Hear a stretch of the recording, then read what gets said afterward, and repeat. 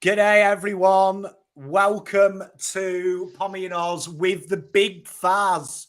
We've got Leeds, Leicester, I think. And how are we all doing? It's a sad day today. Tell us about what you're wearing, Fazz.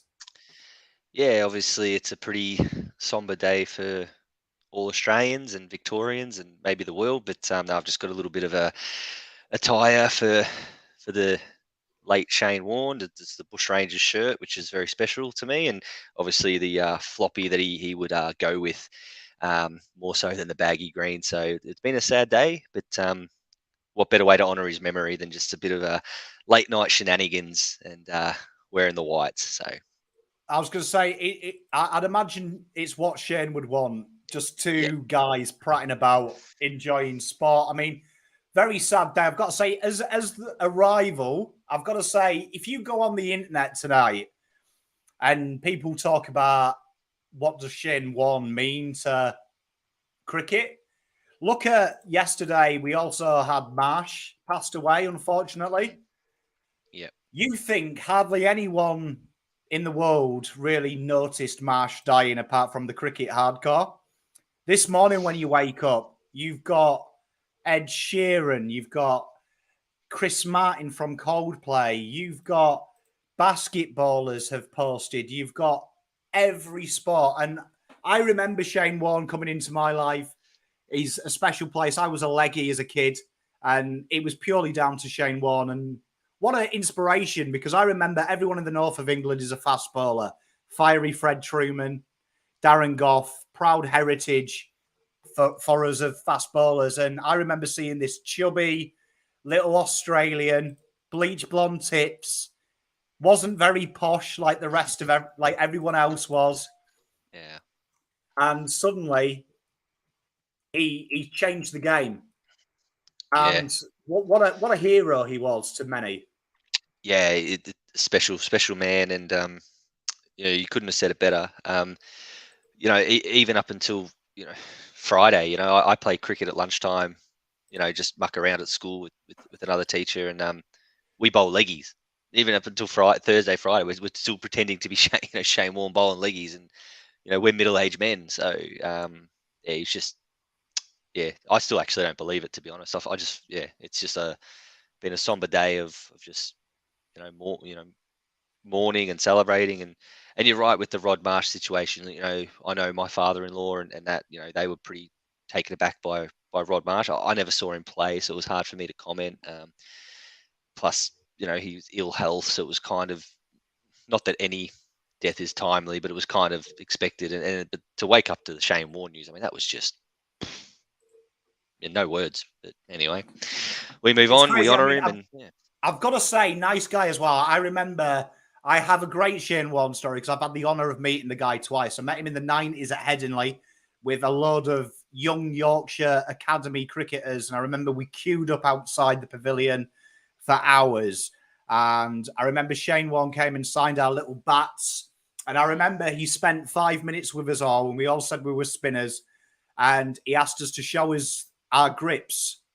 And he just readjusted the grips on our fingers and said, right, go and have some fun, boys. Just keep bowling. Just keep bowling. That was his advice. And I remember it touched me as a kid. And then I remember being an old man. When I came over here, I had the honour of being one of the golf pros at one of his Shane Warne Foundation golf days. And I never know if he was lying or not, but I remember telling him that story. And he said that he remembered. He remembered the conversation. And I'm sure he's done it thousands to thousands of kids. But I had a brief 5 minutes with him. And honestly, both times it touched me because I remember watching him and getting kicked out of the living room for cheering for Australia taking wickets because I was all about England and Shane Warne. So what a hero. Yeah, superstar. And often, people talk about how, crowds are down in Test cricket and all that. Boxing Day Test crowds are down, and there has to be a direct link to the fact that there's no Shane Warne playing anymore. Who brings the crowds in these days? He was the one. Yeah. Oh, and an incredible humble man. And Greg Whittaker nails it. He was a superstar loved by every nation, and spot on. I think there was some. Personally, I only speak for myself, but as a POM, I would say that side he was in, we hated them all. But Shane Warne was that guy that I think transcended the game of cricket in England, particularly. It's a middle class game, it's a posh game. So growing up in a council estate, it never felt attainable. But then when you see Shane Warne and he's smoking a durry, he's having a beer. Do you know what I mean? There's them stories of him ordering a pizza at Lord's when they were having 5-star meals and he orders a dirty pizza and a slab of beer because that's not what he's about. I think he was the working class hero that we all really needed. And I think we don't have in sport anymore, do we? No. It worries me because you often think, could the next Shane Warne simply not come about because of the high expectations and the elitist and pure the athletes that they want in all sports. He was one of a kind, and I'd be very surprised if we see anyone like him again. And look, I know we're doing a watch along for the football with Leicester Leeds, but the fact is that every show, every station, everything today has gone a bit off track and spoken about Shane, ever showing exactly what the powerful person that he was and how he touched everyone. I think it's rude not to be honest. I think it's rude not to. I mean, he was a hero and rest in peace. And let's hope that it's not the death of leg spin, because I think he made it cool, didn't he? And yeah, I think if there's a lesson to be learned from this, I hope AFL, EPL realise that. I think why he's so loved is because he was allowed to be himself. And I watched an interview today where he said that the reason that people love me is because I made mistakes, but I did it as me. And I think that's the greatest thing he's probably said. I think he sums it up brilliantly. You love Shane Warne because he was him. He wasn't manufactured. He was Shane Warne day one, and he was Shane Warne the day he died. So what a great way to live a life and be deeply missed. Greatest cricket brain, says Greg. Yeah, he also found Kevin Peterson. So get that one up, yeah. Evening, Chris. But we have got a game of the round ball. Yes. Leeds, Leicester, they've got a new coach, haven't they? They've got an American. You don't often hear me say that. Yeah, bizarre situation at Leeds. I'm not one to kick a beat dog while they're down or kick a cat, as they'd say. But Leeds, mate, 12 months ago, I was getting stick from Leeds fans saying Bielsa's the greatest manager in the league and he's this and he's that. And 12 months later, I worry about Leeds, mate. I don't know if they don't know if they're Arthur or Martha at the moment. They're all over the place. New manager, we'll see how they go. But gee whiz, dangerous time for them. Well, they've got Jesse March in, as Justin says, just what I needed. Good to see you, Pominals. Good to see you, Justin, mate. Much love. He looks like the most American I've ever met. Like, if you actually picture in your mind, what does an American soccer coach looks like, you actually get Jesse. So everyone in the audience, let's do this. I'm just going to do this as a little experiment. I want you in your mind right now to be like, right, what does an American footy coach look like? Oh, wait, it won't let me do it. But just, Google him. Google Jesse Marach, and you'll be shocked. He is the most, he literally looks American. Like, I'm not making a stereotype, but he looks as American can be. He's the real life Ted Lasso, isn't he? Like, I get the impression before this game he's rang Frank Lampard. You know what I mean? Yeah. G'day, Frank. Without trying to state the obvious, ain't going to be another one. 700 wickets, and a person like that was you. Now, Chris, I mean, spot on. Like, I mean, I've got to say, we will talk about Shane a lot because he's a hero. But I mean, man, like, I've got to say as well, there was a great comment today, Michael Vaughan, who said that when we beat you guys in that 2005 Ashes, it was like we would have smashed you 4-1. The difference was Warne, and every time he played Australia, it was like Warne was just the difference. It was he was always one ball away from taking the game away from you, and you just were waiting for the ball. The guy was superhuman, wasn't he? Superhuman. Yeah, and I remember, when he at the peak of his power, it was every time he came onto the ball, you literally thought he'd get a wicket every ball, and it felt like he'd get a wicket nearly every ball. Like it was just captivating. That's all I can say. He toyed with you as well, didn't he? Yeah, Like it was almost like he played with his dinner, especially with some of the England batsmen. Yeah, mate, it was just the best reality TV. Shane Warne, he was just an amazing human. That's As School puts it, do you know what I mean? Anyone who can bowl a bit of leg spin and bang a supermodel should be Aussie of the Year. And I mean, that says about. But I mean, we've got to. I have to underline that about Shane Warne. Just let that sink in. A cricketer, he was probably like Cristiano Ronaldo. Like everyone knew Shane Warne. Even my soccer mates in the UK who hated cricket, it was a posh sport. They knew Shane Warne. They knew who he was. Yeah, no, you're right. You're right. There we are. Leeds win. He's doing a nudie run. Keb's in chat. Good day to you. And Subpom, loving the Fazz. Look at that Bush Rangers shirt. Tell them who is the OP, the original owner of that. Yeah, this shirt was actually worn by the late Dean Jones. Yeah, so I'm good friends with his old neighbour, and when he passed, they had a bunch of his merchandise, and she got given some stuff, and she thought that, being a cricket fan myself, so yeah, I got it. So this is an original Dean Jones worn Bush Rangers shirt, and I thought, what better way to honour Shane Warne than wear one of his past mates Jonesy's shirt. So, mate, it's a quality number. Should I put my favourite undies on? Ask Greg. Mate, if you're gonna do it nudie, you don't need to. Just, you know what I mean? Yeah, it's no undies, mate. It's a Saturday night. Undies are optional.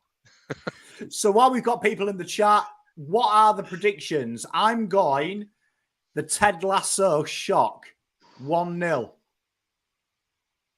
To who? Oh yeah, Leeds. Leeds. Yeah, Leeds. Yeah, right. I gather. Yeah.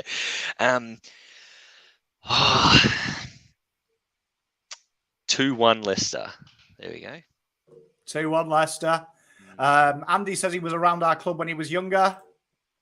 What a top. Nothing beats the classic Bush Rangers. It doesn't indeed. So we got 2-1 from Fazz, 1-0 Leeds from me. I don't know if I've just gone with the American flair, but obviously a lot happening in the football while people put their predictions in. Obviously, there's a Ukraine thing going on. Yes. China have just dropped the rights to the Premier League as well because they don't like seeing the Ukrainian flag. Yeah, it's very messy over in Europe at the moment. Thank goodness, all we have to deal with is a football game. But yeah, it's very messy. Mate, it's madness, isn't it? But I mean, obviously, our thoughts and prayers, not just with the Warne, with the Marsh family, but also everyone in the Ukraine. It's mad. I mean, you could actually do a war along at the moment because there's what is weird in 2022. I'd love the audience's take on this. Isn't it surreal that we can watch it as well, like from far away? Like just before this, I was having a cigarette and I was watching a CCTV that you can actually watch the convoy live, and I'm like, this is bizarre. And I actually saw little bits of articles about it saying this is, usually wars are a propaganda war or whatever type of war, or Cold War. This is the social media war. It's every single person in the world has access to every single bit of footage in this. It's insanely fascinating and scary at the same time. That we don't have to rely on biased media reports. We can actually see what's going on, which is crazy. It's crazy, isn't it? I mean, absolutely bizarre nowadays. Ari saying 3-0 Leeds. I like that. Leicester 3-0, says Greg. Is Shane Warne the only bloke in history to be applauded for cheating on his missus countless numbers of times? I don't know how to answer that. Look, it's the I guess it's the Australian way, isn't it? Your sins are always forgiven if you're performing on, on the national stage. So yeah. I don't know. Robbie Williams got a few in the UK. Like he used to cheat on his missus all the time, and like no one ever cared. So I don't know. I mean, to be fair though, I'll give Shane one. I'll give a caveat to that. Wonderful father, dotes on his kids, and Yeah. like honestly, my heart goes out to them because that's having buried my father. It's not a nice thing to do when you're young, and they're a lot younger than I was when I did mine. So it's a horrible thing. As we kick off, and Kev gives us 700 wickets at the G. That will be his favourite memory. I remember that. Yeah, I remember it too. Strauss, wasn't it? Yeah. Do you know what I mean? Yeah. Against my mob. Yeah, and they've announced that they're going to name the new Southern Stand after him, which is fantastic too. So You know what I mean? I agree with you, Greg. It was a bit of a distasteful question, but I mean, end of the day, people unfortunately are going to have them opinions. I mean, for me, I love the guy, and God rest his soul. But yeah, Leicester on the attack here. yeah, and I think the other thing as well is people deal with things in different ways. I see a lot of it. I've got a lot of experience in that in my workplace and stuff with. Sometimes people deal with emotions by making jokes because that's just the only way they can deal with it, and yeah, and whilst it's insensitive, of course, but it's maybe that's just someone's way of just getting something off their chest. I don't know. I'm not defending it or anything, but it's everyone just deals with these emotions differently. Mine is dressing up like this because this is just how I feel comfortable. People might be looking at it saying I'm being insensitive or I look like an idiot, but this is just how. Yeah, that was a good chance to Leeds. Daniel James just misses it. I spent all afternoon bowling the best leggies you've ever seen at my son. Landing them. I mean? And then over celebrating and appealing every 5 seconds. So Yeah. that's how I'm sure Shane Warne would have wanted that. Yeah, love that. Love that.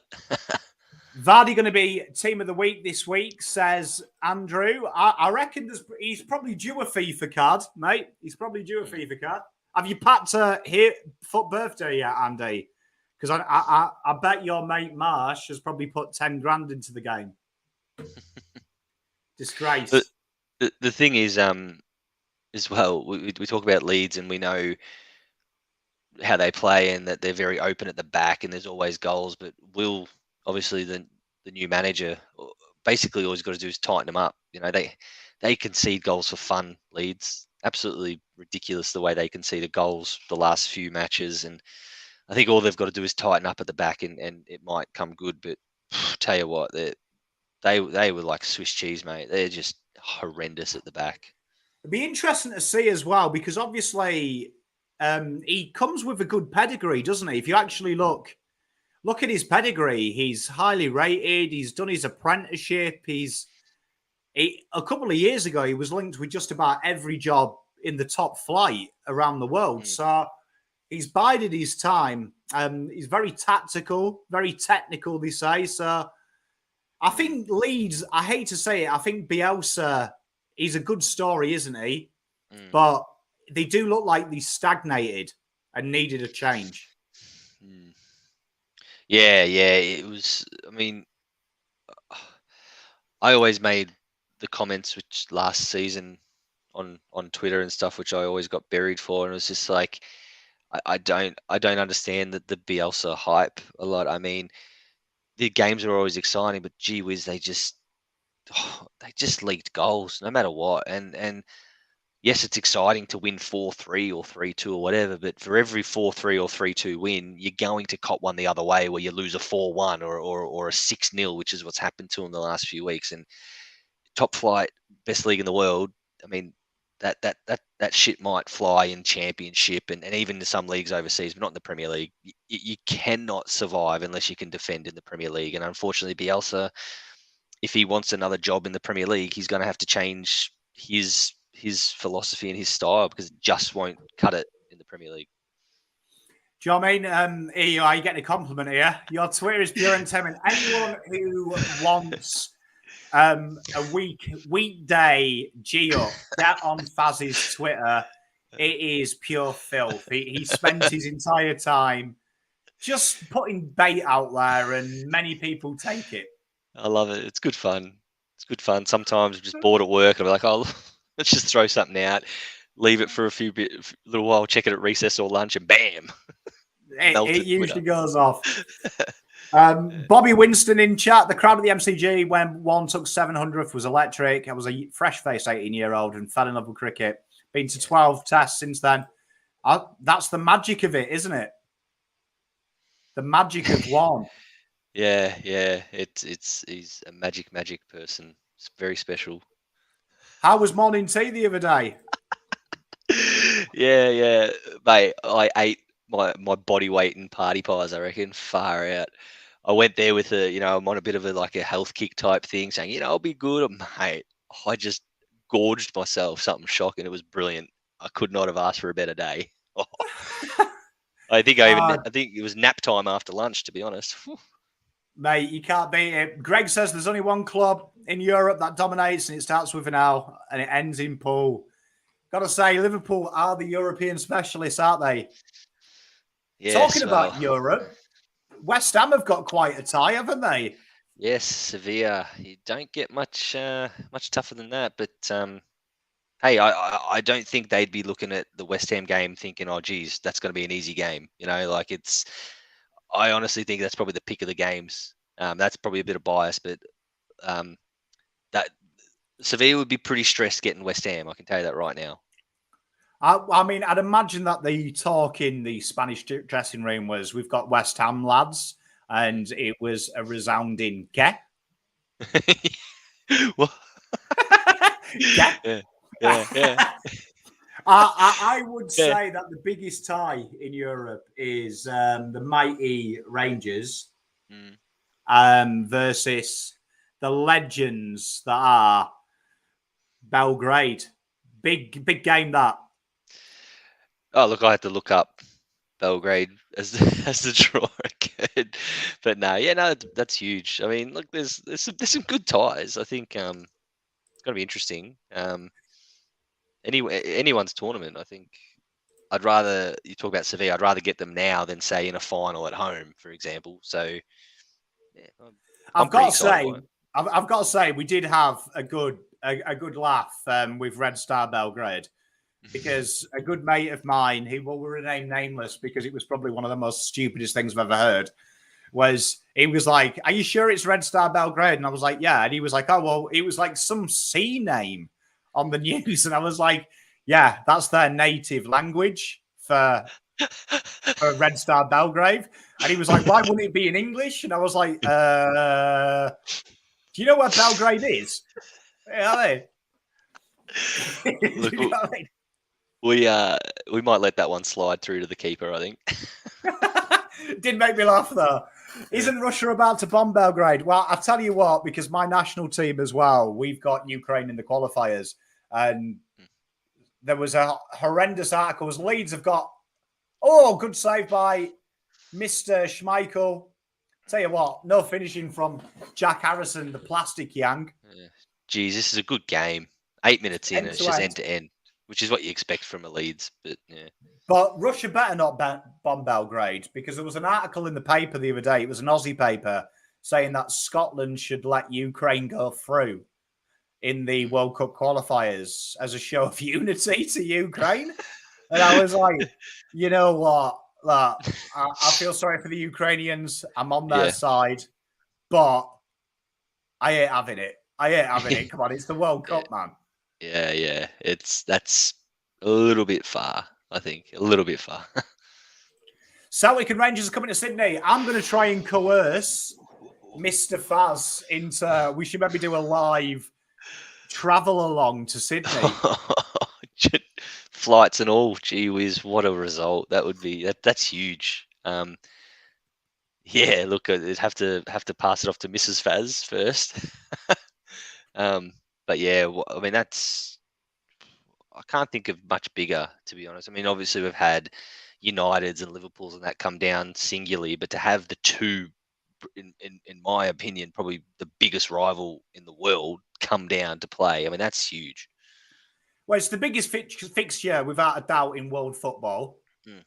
And it's got one of the best teams in the world, and one Celtic. of the biggest child sex trafficking racketeering clubs in the world as well. So massive game. It is a little bit weird though, because they're using the F word, and I can assure you there's nothing friendly when we play them. That's going to be huge, and I think I honestly think it's something that Australian football needs. Even though it's kind of got nothing really to do with Australian football, I know Sydney and Western Sydney are going to play them, but I think just that in itself is just something that Australian football needs. Even if the part-timers or people who don't really care just watch it for 5 minutes, they'll say, holy shit, this sport is decent. I'm going to get into the local game. And I think that's what they need.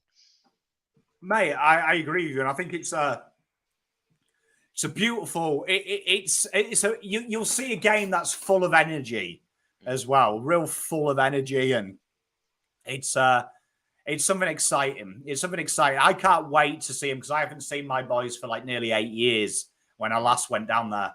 So can you recommend any League 1 matches? Hey, look, they are that French GCSE paying off. My plans to go to a few games. I would say cheap parts of France. Rennes is quite cheap. Obviously, your Paris Saint-Germain get. To be fair, the mainland Europe, they are quite cheap anyway, but Rennes quite cheap around there. But bit French GCSE. Mrs. McDonald, if you're watching, you said I'd never ever use it. There you are. There you are. Ligue 1, I love it.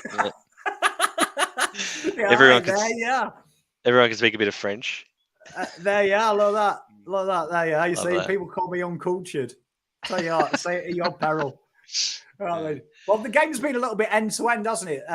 Leeds, to be fair, in the first 10 minutes, do look a little bit like they're maintaining that flat back four. Yeah, they really only look a bit loose on the counter and stuff like that at the moment. It's really good end-to-end. I think, other than a couple of decent saves from Schmeichel, I think we're pretty unlucky there hasn't been a goal already, to be honest. I was going to say both teams are giving it a go. With the Ukrainian conflict, I suppose we've got to talk about the normal things. You'd imagine that there's no winners in the Ukrainian conflict, apart from your mate Zuma and Mason Greenwood, aren't they? Because thanks to Putin, no one remembers. Yeah, it's amazing how we mentioned it before about Rod Marsh and Shane Warne, how like all of a sudden everyone's forgotten about Rod Marsh because of Shane Warne, which is very sad in itself. But it happens both ways. You're always one controversy away from being in the clear, pretty much. You make a mistake, you're just one person doing something else for you to be in the clear and home and hosed. And I think that's what's happened. I mean, it's almost like free reign, mate. If you want to do something stupid, do it now, because Putin's going to be covering all the papers. That's for sure. Mate, I've got to say, I did in my chat. I've got a few of my mates from when I was at school in Scotland in there, and they were watching the BBC News Scotland, and one of the best comments I've ever had was, "Will this bird shut the fuck up about Russia and just tell me, is Aaron Ramsey playing this weekend?" And I was like, tell you what, I rate the fact that everyone's glued to their telly about the Ukrainian conflict, but you just want to know, are we really paying 200k a week for a guy to be injured? I love it. That's the priority. My favorite part is, right, I mean, those of you who tune in regularly know I'm a school teacher, and mate, I can't even get my kids to fucking add 2 and 2 together, yet they all know the capital of Ukraine's Kiev. So I just, I don't know what's going on, mate, but yeah, everyone, all of a sudden, everyone's become a geographical expert in Ukraine, including the kids at school. But that just shows the power of the media, isn't it? I've got to say, my son Zane, the youngest, was asking what's going on. What is it? And I explained it. And I tried to explain it in the most basic way that you would do to a 5-year-old, which was I was like, Russia's like a big schoolboy bully, and Ukraine are like the vulnerable one. And he was like, "Well, Daddy, you always fix bullying at school, so maybe you should go and have a word with whoever's in charge of Russia." And I was like, "Good call. Do you know what I mean? Tee it up. I'll tee it up for you, Zane. I'll go around there and have a chat to all the lads. I'm sure we can come to a mutual understanding." Yeah, I wouldn't put it past you, that's for sure. I didn't have the heart to tell him of how I usually fix the bullying at school. Do you know what I mean? And it's usually me effing and blinding at the teachers in the office. You know what I mean? So I was like, it could be a good one for content. Hey, Andy says send me over. Yeah, look, if NATO want me, my services are free. I'll go over. That's you've made a good point though. It is very hard to explain to the young kids about what's going on. So yeah. So it's one of them things. Big Rich is in chat. Good day to you, mate. How did you process the news of Shane Warne? Well, it took me a while. I think I spent about 2 hours thinking it was fake. You know, because you always get them idiots that post someone's died. But I think the overwhelming feeling in our house, because we're all cricket mad, was you've lost not only a legend, an icon, but then I kind of, when I was speaking to my son about it, because David loves the cricket, my eldest boy, I actually started to feel a little bit honoured. I coincided in the same time he played cricket that I got to see him, and David obviously was born after he retired. So it was like one of them things like when my granddad used to awe me with tales of Marsh and Richie Benno and Jeff Boycott and players like that, Ian Botham, that I didn't get to see. I also felt kind of honoured that I have them magical stories that many people won't have. Spot on. I think you said it perfectly there. I was very similar, thinking about that. Just, I was always jealous that I never got to see not just Bradman, but, all these great players that my father talks about. Even Lily and Thompson and all that, you see highlights, but it's just not the same. But to be, they are just saying, well, the planet is 60 billion years old or whatever, and to be on the planet at the same time as what SK Warne was, I mean, that's just special. It's special. Yeah, I mean, yeah, and St Kilda legend as well. My wife's taken it hard. She's claimed him. Good day to Arlo, legend that is. I always love Warne's mystery ball. He's been working on tormented both the England tabloids and the batsmen before his series. Classic Warne mind games. I tell you what, he lived in the England batsmen's heads rent free, did old Warne. Yeah. Every series he had a new ball, and it was always the same one pretty much. But it was it was rent free. I think there's no better exponent of the mind games than Shane Warne, that's for sure. Always good to see him against Cullingan as well, wasn't it? Got to feel sorry for Daryl Cullingan.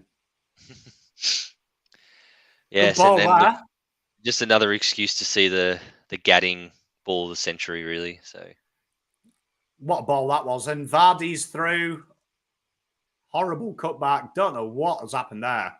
Yeah, Tealsman there on his arse and no one was near him. For a 0-0 so far, it's very entertaining. Very entertaining. I feel like there's goals coming, but we know we don't have the best of lucks on these things. I've just got a message. I do believe, I don't know if you're watching me, PM me, Jacqueline, if you are, but Jacqueline Hunt, Carlton legend on Twitter. She's a massive Leeds girl, even though she was born in Kent. So I'll let you understand that one. But no one's more passionate about the Lily Whites than her. And she said that we're not allowed to call Dan James. He's little scum, C-U-N-T. I don't know if I can say that without getting... Oh, scum bastard. Sorry. I added that, Jacqueline. Scum bastard. I can say that. I'm allowed to cast aspersions on if he was born in wedlock. I'm okay doing that. Yeah, no, she's a lovely person. I've never actually met her in person, but exchanges on Twitter. She seems like a wonderful, lovely person, Jacqueline Hunt, and Mad Blue Bagger, which I love, and Mad's Leeds fan, which I won't hold it against her. But she's a lovely, wholesome person. So it's good to that she's commenting and stuff. Well, she'll be happy that I've backed her Leeds in. Yeah. I backed them in today. Yeah, we've had a few exchanges. I think she might know my stance on Leeds. So, well, I've backed Leeds in because they've got George Bush Jr. in charge, and he usually gets the job done, doesn't he, Georgie? So, thanks. Richard, do you think we're overreacting naming the Great Southern Stand after Warne? Personally, I thought they should have done it when he was alive. Like call that controversial. But I mean, then again, I do come from the country where we give you, just for bringing the drinks out, an OBE for beating the Aussies. But I thought he should have done. No, look, I'm of the big believer. Why does someone have to be dead or dying before you honour them? I just don't get it. We'll use a Carlton as the example. Why aren't there bronze statues out the front of Princes Park with the legends of our game? I guarantee you, once John Nichols dies, they'll put a bronze statue of him out there. Why not do it now? Do you know what I mean? Like, why? I saw someone. It actually might have been the Ian Prendergast boys. Actually, they posted it today, saying like, why do we wait for these legends of sport or anything to be dead or dying before we actually honor them? Let them enjoy their successes. Are we overreacting? I think we're underreacting, to be honest. It should have been done years ago, and rightfully so. Like, just I agree why with you, because look, Aberdeen have done the statue of Alex Ferguson, and many people say that was 20 years too late. As Benjamin correctly says, Jimmy Anderson has an end now already. Yeah. Like, I agree with you. It's like with your mum and dad. Sometimes you only appreciate them when it's too late. Yeah. Like, it's something that I always say to David. Appreciate me, because one day I won't be here and you'll be like, I miss you telling me off. Yeah, no, it's some weird thing. It's some weird thing. I don't know what it is about Australians. Like, even you look at Australian rules football, you know, you can't be entered into the AFL Hall of Fame until a certain amount of years out of the game. Like, what's with that? Like, you're either a Hall of Famee or you're not. Like, whether or not you've been out for 5 years or been out for 5 minutes, it doesn't. I don't really get. Yeah, it's bizarre. Oh, Rafinha there. He had a bit of a blood rush to the head. The American coach there, he's signalling angry like Tiger, I think. Yeah. Is that what it is? I don't know what the Carol Baskin. Be the Tiger King. Be the Tiger King. I'm going to have a load of banter. If you are a Swansea fan, I gave a lot of banter when you got Bill Bradley. So, Leeds fans, you're in for it. Have I bought Cricket 22? I have. I do play it quite a bit, actually. I play it online. So I would love it. I would love. I might do some streams of cricket, actually. I do it. Yeah. And I get battered by Australia on hard difficulty. It's great. Scott Boland end at MCG. Rate that. Victorian star. I think you should change it, actually, to England's top order end, because Scott Boland's bowling didn't get that. Yeah. We play more AFL than cricket. Isn't there an argument to call it Tony Lockett stand? It's an interesting one. Probably, but I mean, you don't name many of your stands, though, do you? Like, you could go crazy. No, look, that's an interesting one. I mean, it's called the MCG, not the MFG. But as far as Tony Lockett, I'm pretty sure one of the ends at Marvel Stadium's named after Lockett. So can you give him an end at Marvel and then a stand at the G? I don't know. But I do understand and get that comment. But yeah, is there a case of, I don't know, it is a case, but world stage versus, football, I don't know. Shane Warne's a bigger name than Tony Lockett by a mile. So, yeah. They are. The Fazz has spoken. Gavel's down. Trent Bridge should name one of their ends. Stuart Broad. He'll probably get one, I'd say. Do you know what I mean? I would say that after a while, he'll probably get one. Like, surely, you'd imagine. Because, I mean... I might be one of the only Australians going around who actually really likes Stuart Broad. So, Well, I mean, this is a controversial subject as as Leeds get a corner. I mean, Leicester get a corner. One of the controversial subjects, you know, when Australians complain about he didn't walk. yeah, yeah, You guys wouldn't have liked watching me play sport because I don't think mate. I've ever walked. I don't think I've ever admitted I fouled someone. I literally don't. I believe it's the umpire's duty. So, but I'll give this. There's a caveat. I do think Gilly is a legend because he did. Yeah, and I think it's one of those. I'm very big on this. It's one of those. Each to their own. Gilly's a legend because he did fantastic, but just because he makes that decision, don't hang someone else for not making the decision. You know, it's like the rules are you're not out unless the umpire gives you out. So if anything, and geez, I'm going to get buried for here, but if anything, Adam Gilchrist is not following the rules because the umpire didn't give him out. So I don't know. I'm very big on in sport. It's swings and roundabouts, mate. You'll go out, you'll get given out times where you're not out. So yeah, I'm a massive don't walk. You've got enough going for you. So the absolute crap that Stuart Broad copped from that, I couldn't believe it.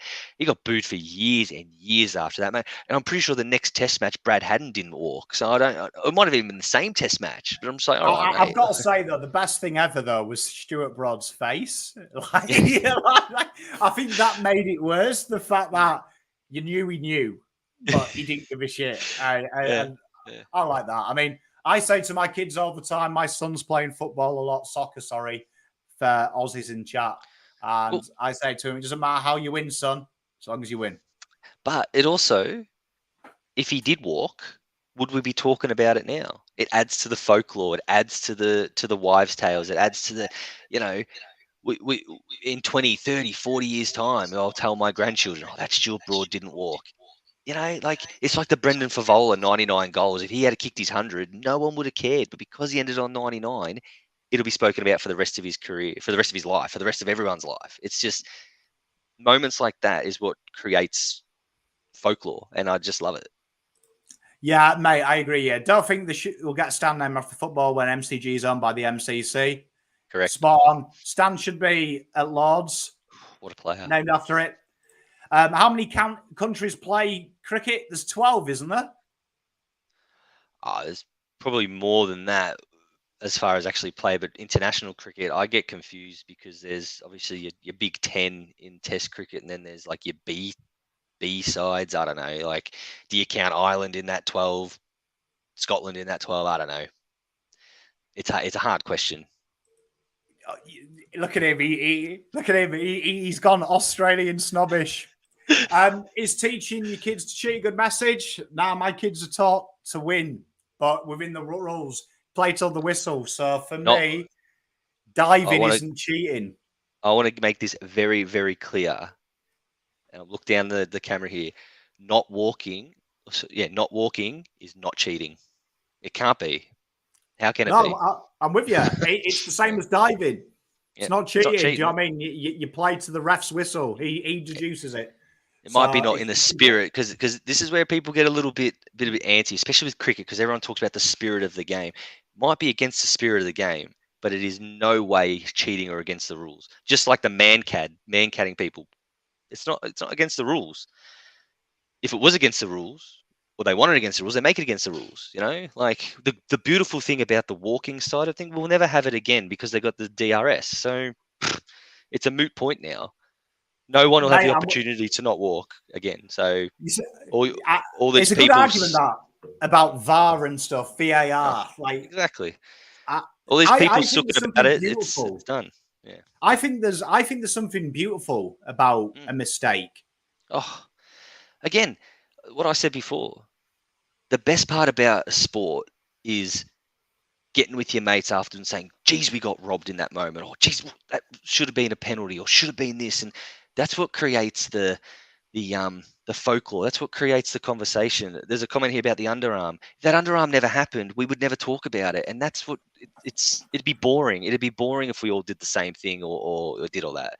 You know, it's not cheating. It's just the way it is. Mate, I'm with you. I'm with you. How big was Shane Warne in the UK? He would have been the biggest name in cricket in the 90s. I would say that Poms, who didn't like cricket, would have known Warne. I would say he would have probably been bigger than any of our superstars as well, in the hearts and minds. Seeing the Greek cricket team, says Manny. Good day to you, Manny. Honestly, I'm not being taking the piss. Do the Greeks play cricket? Yeah, I hope so. That'd be great. More cricketing nations, the better, as far as I'm concerned. The underarm is another thing deemed not cheating, but against the spirit. Yeah, exactly. It's funny because one of the most rule-based games in the world is golf, and coming from that in a professional circuit, the things I learned when I turned pro about how you can not cheat, but how you can use the rules for your benefit are some of the more grey areas. Do you know what I mean? In the world, like you can literally, you learn the rules to benefit you, and it's some people say that's not in the spirit of the game. It's a bit like walking slow. You've got a time limit now in a reasonable time to hit a shot. If you're playing with someone fast, you'll go slow. Do you know what I mean? You'll maximize your time to throw them off. So is it cheating?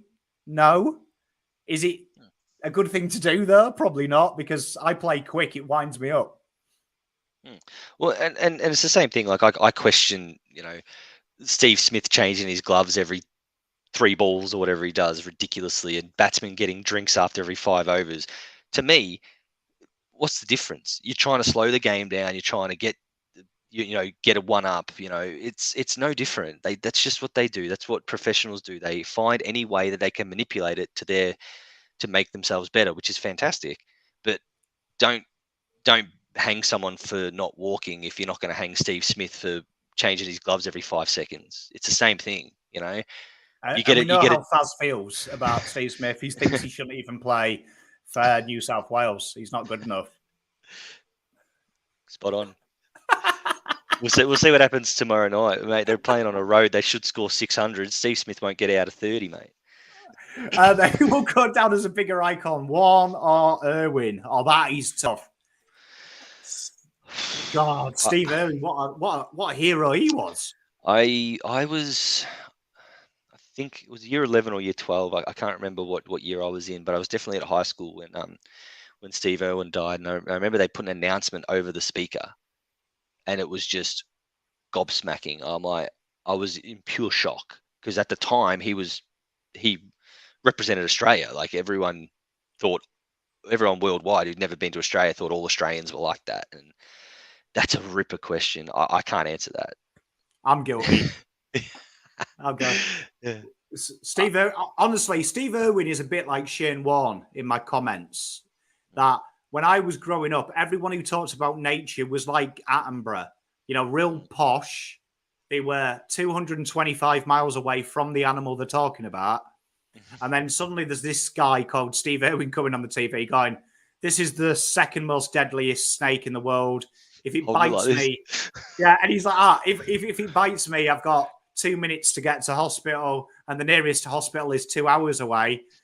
Let's flick it in the face and shit. Oh, look at its fangs! Isn't it beautiful? And I was like, what the fuck is going on here? You're not meant to do that. Like, oh my god, he's picking it up. He's giving it a kiss. This isn't real. And I think that the easiest answer to that question is probably recency bias, where people say, oh, it's got to be Shane Warne. That's recency bias, I think, where anyone who forgets Steve Irwin, just get on YouTube and have a look at some of his antics. He was an incredible Australian. Incredible. I think I fell in love with nature in my own backyard because of Steve Irwin, because he made nature not something you should protect. It was also something you should learn and fall in love with and coexist with. He made it more accessible, I found. Like in UK at the time, nature programs were like, oh my God, you don't go near these animals. Oh my God, they're dangerous. Oh my God. And there was a bit of a fear. But Irwin kind of made them like we're coexisting with them. So I think both of them have probably influenced thousands upon thousands of a generation. Well, both heroes in my book. Plus, he put the words crikey and struth back on the map, like it just became, crikey especially, just became part of the vernacular of any young Australian. It's like, crikey, it's just it was beautiful. He was a beautiful Australian. What a great question. I think that's got to be one of the best questions we've ever had, to be honest. It's a tough one to answer. It's a tough one. Do you know what I mean? Do you know what I mean? I agree. Are we going to any Carlton games? I may do. I have committed up till the bye to do watch-alongs. I really do enjoy them.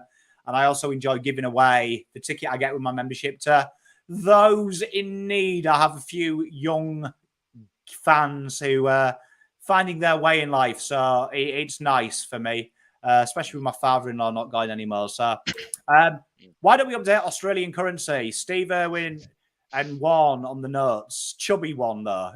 I agree. Like, I say this in the UK as well. We have got guys that no one gives a fuck about on our notes. Now, that might be really harsh, but like Thomas Stevenson, the guy who invented the steam engine, no one gives a fuck. We don't even use steam engines anymore. I'm going to stop you right there. Yeah. Right? I've never heard of that name before in my life, and I'm a school teacher. So continue. If that just goes to show. I always think they should be changed to someone recent, because you learn about Stevenson, you learn about Edison and people like that at school, but you don't. But I think it should be something that's current. Someone that's like in the last 10 years. Yeah, I like it. I like that. And it's recycled. Yeah, no, I couldn't agree more. And I mean, even on the back of the coins, that random old lady we got on there, I don't really get that. But anyway. Jesus. He's plotting fucking Queen Liz here. Well, I'll tell you what, as a captain, or as a captain of my cricket team, if I tell you what, I call heads every time it lands on tails, so she's done nothing for me, all right? Wow, mate, there's not much I can do about that. You know what I mean? She's recovering from, God bless her, she is recovering from COVID at the moment, which many people told me on the stream last time that COVID's not real. So I don't know what she's recovering from, but God bless you, Liz. Get well soon from your Uncle Pom. Even though here's a very interesting factoid. Australians think all Poms are royalist. I wouldn't class myself as a big royalist. I like them though. I like them. She's a massive fan of the show as well, so shout out. But I do know Liz gets up every morning to watch this. So good day to you, Liz. You guide. Do you think Australia should have played Stuart McGill and Warne more often? Tell you what, how good was McGill as well? He was pretty good. Good at getting kidnapped. Stuart McGill. Look, it's an interesting question. Possibly. I don't think Australian pitches were really conducive to having two spinners, especially when you got. I mean, Stuart McGill was just unlucky. He was born when he was born. He was born 10, 20 years later. He could have been almost as good, like he was a brilliant leg spinner. I think they could have played together more for sure, but maybe, you look at the team that they had. Who are you going to drop? Seriously. It was tough, wasn't it? Going here, Kathy Freeman should be your prime candidate for $1 or $2. From memory, we're going back a bit in the UK, but we've got Winston Churchill on the fiver, which I always found totally bizarre because it's a £5 note. Winston Churchill's up there with the greatest Britons of all time. We've got Jane Austen, the bird who wrote things like Pride and Prejudice. You've got J.M.W. Turner. You've got guys, literally who you're going back to the 16th century. He did maritime paintings. Let that sink in. He took pictures of boats in the 15th century, and he's on a note. Yeah. That's what I'm saying. So I think Australia, great argument. Shane Warne should probably have won them. Glenn McGrath, Steve Irwin. Yeah, I love it. I reckon it's a great call. Great call. I don't know who else. Let's think of other famous. The Yellow Wiggle, Emma. Get her on. The Kathy Freeman. I'm sure people make a shout for Ash Barty or someone like that, but yeah, it's Jimmy Barnes. Jimmy Barnes. AC/DC. Is that what we had this? Yeah, even though they're all Scottish. Put AC/DC on there if you want. What did I say? Fazz. on the Yeah, 20. mate. Imagine this, mate. Imagine pulling one of me out. But Flea from Red Hot Chili Peppers is. Yeah, do you know what I mean? You know what, Ben? I'm glad you've got intelligence, right? Because we were actually having this a couple of days ago. We had a little pub quiz in my group. And someone said, name 5 British people, right? Famous people in history. And he got Horatio Hornblower. And I'm like, you mean Horatio Nelson? And he was like, no, Hornblower was the sailor. And I'm like, nah, he was the book and the TV sailor. Horatio Nelson is the actual sailor. So did make me laugh. A little bit of a gambit there. Yeah, love that. GTA, mate. Good day to you, mate. How you doing? Supreme Dan Andrews, leader. Dan. Dan, big fan of the show is Dan Andrews. Fazz, who are you dressed up as? Just a bit of an honour for Shane Warne, the old Vic Bush Rangers, the floppy that he used to wear. So just a bit of an honour to Shane Warne. As we've descended into chaos in the last 5 minutes, that says that Leicester Leeds has been a bore fest in the last 10 minutes. So at the moment, not much is happening. That frantic start, it's kind of been half chances, but no one's really looking to make that finished article, are they? No, and I think what I love about our watch-alongs is that we spend more time talking crap than we do the actual game, which is fantastic in itself. But and again, there's another half chance there, so that's great. I love it. It's my favorite time of the week. So it's my favorite time of the week as well because we cover all sorts here. Yeah. Hello, T-Boys TV. How you doing, mate? Gypsy King on the 100. Jesus, can you imagine Tyson Fury on notes? Trying to think. Let's redo it. $5 note chat. Who would we have in Australia? Who are we putting on the fiver? It's interesting call. I mean, could you have Bradman on there? Maybe was that too old? I'm not. I'm more thinking about sportsmen, but maybe Johnny Howard might get a fair shout. Bob Hawke. Johnny Howard. I don't know. Rafinha's got about 8 chances here and does them all. He's not happy. So I mean, he's a little bit upset. Opinion on people who wear socks to bed. Do people wear socks to bed? I would say, mate, the psychopaths. I think that's the first stage to being a serial killer, isn't it? Socks to bed. I do have a great subject matter for us at half time. So that would be good for people. Yeah, if I were to wear socks to bed, how could I put my cold feet on my wife and annoy her every night? They are. I'll tell you what, we've got Arthur Wellesley, Duke of Wellington, Bevan, pioneer of the NHS, Florence Nightingale, Alex Turin, and Margaret. I've said her name.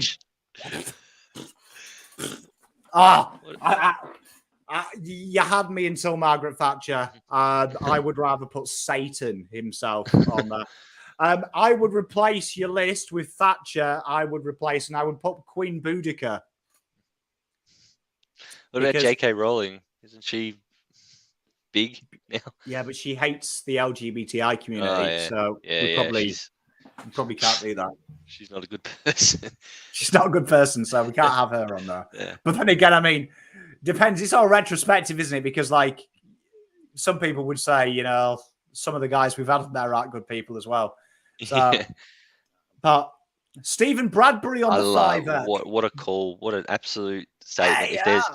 If there's anyone who represents Australian culture, it's Steve Bradbury. That's just what we do. Clive Palmer. Yeah, well, he might not fit on the $5 note, but anyway. We'd have to make it bigger. There's speculation that there's a Pommy curse. Since I've been here, we haven't, no. But, I mean, it's not me. Trust me. It's not me. I mean, the first game, you won your last ever final. So, no one talks about that. Youth Yindi, $10. Jesus. I'm going to have to Google who that is. And the cross comes in, and it's a great save by the French goalkeeper, Bob Hawke. I like Bob Hawke. I think you should have Richie Beno on the $20 note. Yeah. Make it worth $22, though. You see, Arla's got a compromise here. You can split Warne, the punt road end, and Lee Matthews at the AFL members section. I was going to say, because, obviously in the UK, our stadiums are one purpose. We don't have very many multi-sport ones. Why can't you change the name of the stands depending on what the sport is? Yeah, I thought I was going to mention that before. Why couldn't you just have during AFL season it's the Lee Matthews stand or whatever, Ron Barassi, whoever you want it to be. Then cricket, it can be the Dennis Lilly end and the Shane Warne stand, and I see no issues with that. Do you know what I mean? They are. We should name a beach after Harold Holt, and its neighbouring beach, Harold Bishop, as well. Yeah, you got to have a neighbours reference for sure. The Harold Holt. The thing about that beach is it has to be outside of the flags. Like you can't have a beach where it's safe to swim. So it's totally bizarre story, that Harold Holt. Oh, fascinating. Big Fanning on the $10. He punched a great white in the face. Very Australian. Who was that guy? I hadn't been here very long, but there was that Aussie, and he's probably my favourite ever Aussie because he chased that burglar. And he's topless. Yeah, I don't know. I know what you're talking about. He should get it. He should get it because he was like, that guy, I think he was Australian, who said waiting for a mate. Yeah. So halftime goes, it's 0-0. So here's my discussion. It recently came to my attention the other week that when boys go to actually girls can do it as well, that people wipe sat down when they go for a number two. And I was watching a stream where this was discussed, and I, like the host of that stream, was genuinely shocked that he was the only person whose wipes stood up. Yeah, it's an interesting topic. I've asked the guys at work, and there was only one who did stand up to wipe as well. And he was alarmed that this isn't normal. So I am questioning everything about my life. To be honest, I'm a bit of a, depending on the mood or depending on the moment, I'm a bit of a both, bit of a fence sitter when it comes to that. Yeah, because my wife said the most amazing thing to me. She said, I always thought it was fucking weird, but I never said anything. I just thought it was something English people did. Like we're built different. Do you know what I mean? Like we're built different. Can't reach it. Yeah. That is a great comment. I don't know. I'll be interested to hear other people's responses. Oh, look, I would say I'm a sitter downerer, but there's the occasional time where stand up would be called upon for sure. Andrew, you'll be up for answering that because I know Andrew in chat. That is the kind of thing he will get around, and we'll explain it. Do you know what I mean? Who will explain it? I love all these comments about the notes. I also thought Azaria Chamberlain, the dingo ate my baby girl. I think she'd be handy on an Australian coin or something. Ian Thorpe, tell you what, iconic. He would be close as well. Yeah. Frankie Cozzo, wasn't he that Italian guy that owns the shop? Franco Cozzo, yeah. Grand sale. Yeah. Hey, tell you what, look, Pommier, knowing a bit of Australian culture, just throw it out there. Absolute icon. Mate, it's an interesting one, but I mean, we've got half-time here at Leeds versus Leicester. Not much really has happened, has it, Faz? Like, take us through your thoughts of that first half. I think the first 25 to 30 minutes were entertaining. Looked like there was going to be heaps of goals in it. Then the next 10 to 15 minutes, we were talking about how we changed the Australian currency. So I think that pretty much sums it up. I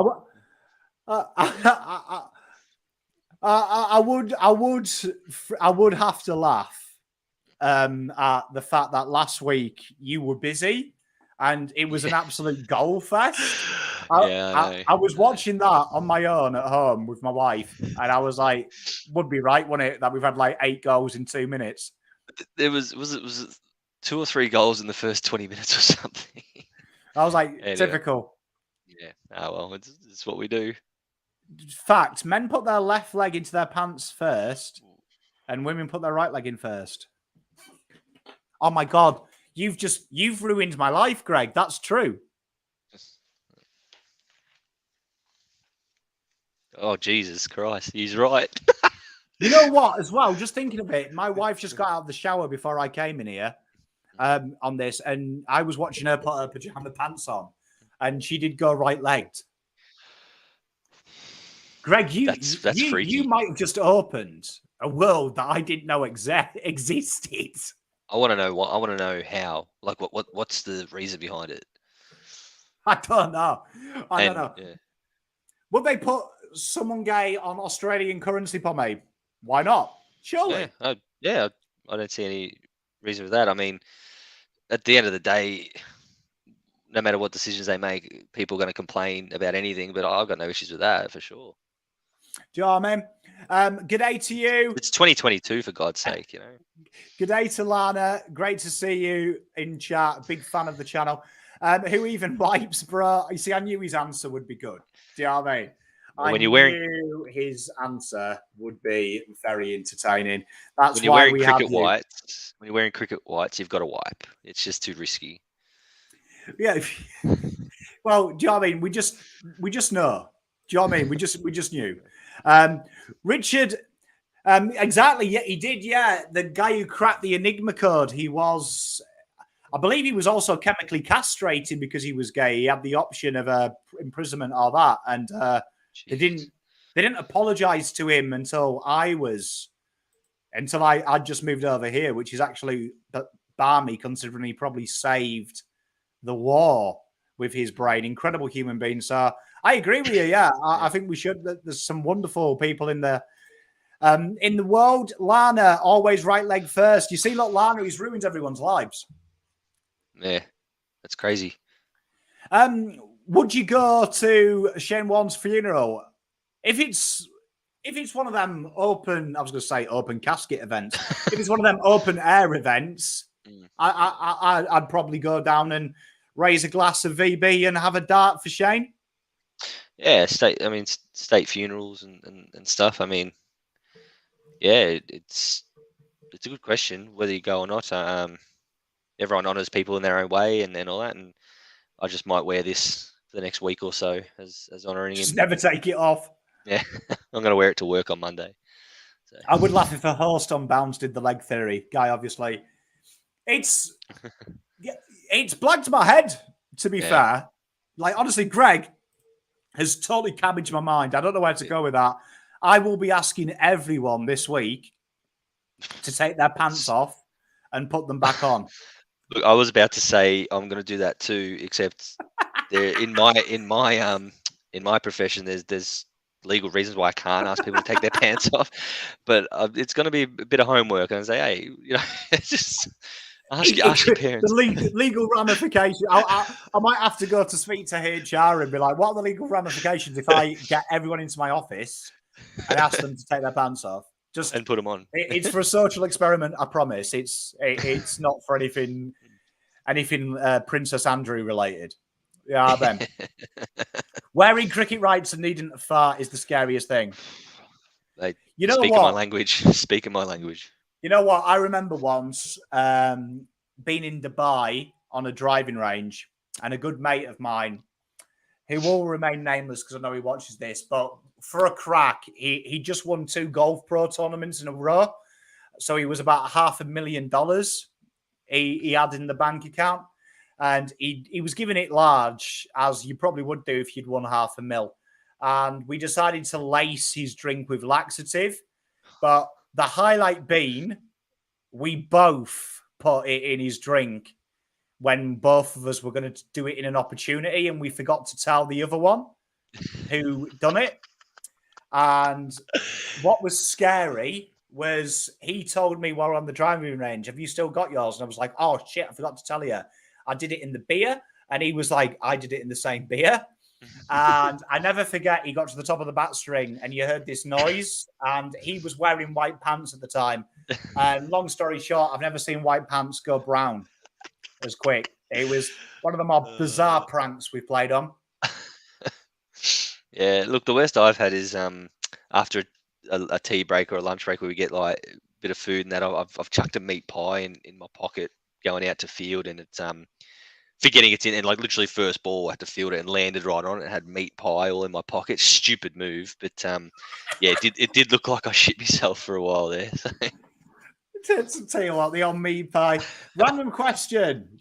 Do you believe in UFOs and intelligent life in the cosmos? That is to everyone in the chat as well. Fazz, do you believe in intelligent life? I've seen enough unintelligent life on this planet. Look, yeah, I don't know. I guess it's a hard one. Yeah, I do. Yeah, I do. I believe that it couldn't possibly be nothing out there. There's got to be something out there. Whether they're intelligent or not is another question. Like that's. I think if we are it, that is a scary fucking thing. I think that's more scary than there's something else out there. If we're alone, yeah. Like I actually think I think that's more scary for my mind that this could be humanity. To answer your question, Freo lost by 100 to the D's in the AFL. Yeah, the first team to kick 100 or more in the women's game. So congratulations to them. 5 goals, 2 from Daisy Pierce, and 3 goals, 2 from Taylor Harris. She kicked the 100th point. So that's crazy, isn't it? She used to play for us. Quality band. Yeah. Who? Nah, she upsets me. Oh, Fazz hasn't got over it. Have you made a decision on the Shane Warne video? I may do a video. I may not. It's still one of them things that it's not really pommy, but I may do. It's amazing. Sorry for clouding your mind, mate. My mind needs clouding. It stresses me out, to be honest. Actually, that relates to the question about, do you think there's any intelligent life out there, mate? If what Gregor says is true, how we put our pants on is that intricate, then we're in big trouble. We're in big trouble. I would say that means we're a simulation. Yeah, that's in shivers. Do you know what I mean? I will be doing the watch along tomorrow, 5:10. I will be watching the beautiful girls. Leicester drink with horse laxatives. Could do. Do you know what I mean? Could do. We have got the Blue Abroad season opener. So there's maybe a practical joke for one of the Blue Abroad boys. So you never know. Love that. You never know. You'll love this one. Love this is right up your purview, Fazz. Do we have a divine creator, or is life a simulation, or a series of random events? Jesus. They're testing you this week. Yeah, look. Sometimes I genuinely think that things are just too consistent to not be a coincidence. You know what I mean? Like I do think sometimes there is a bit of simulation about what's going on. As far as a divine creator, I don't think so. I think there's enough things out there to say that the Big Bang and all that stuff was probably how we were created. There's enough facts pointing to evolution and things like that. But the whole simulation or series of random events, that's something I do think about a bit. I'm like, I wonder, have I relived this moment 100 billion times and just keep doing it over and over again? And yeah, what a question. It's a good question. People in chat as well, let us know where you are. I'm open to suggestion. I'm open. I've seen some weird things. I went to a very religious rehab center, as people know, and I saw some trippy stuff from some of the residents there. I remember being bunking with one guy that scared the shit out of me. He was one of them guys that kind of had like "I love mum" tattooed on my neck.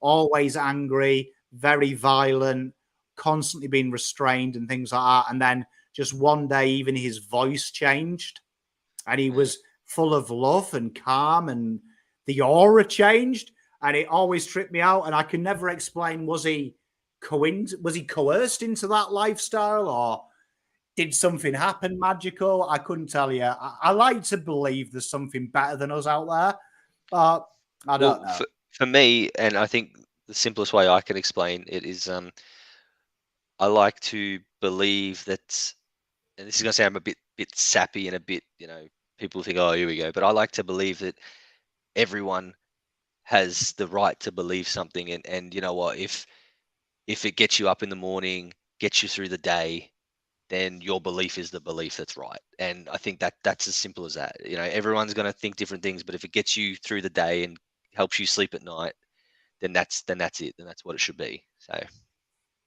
I'm a firm believer. Yeah, I'm a bit like Fazz. Do what you want as long as it makes you happy and it yeah, doesn't harm anyone in the process, and more importantly, harm yourself. I mean, I have a lot of friends who were super religious. They never throw it. They never throw you or force you, but they are lovely people. And then again, I know some religious people who are complete dickheads. oh, there's dickheads in every walk of life. I know some And good Carlton supporters. I know some dickhead Carlton supporters. It's just the way it is. I've met a Um, few. Met a few. Jury's still out of which category I fall in, but nah, look, On it's and look, Twitter, a bad one. In real life, a good one. yeah, you're not wrong.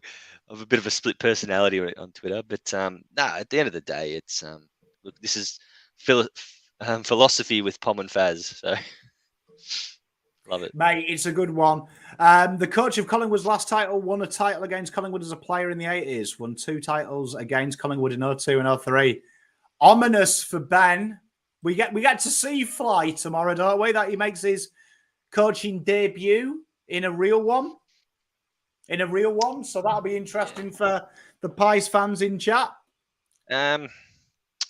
Look, I tend to not spend many moments of my life thinking or caring about Collingwood that much, and that'll go into 2022 as well. They don't worry me at all.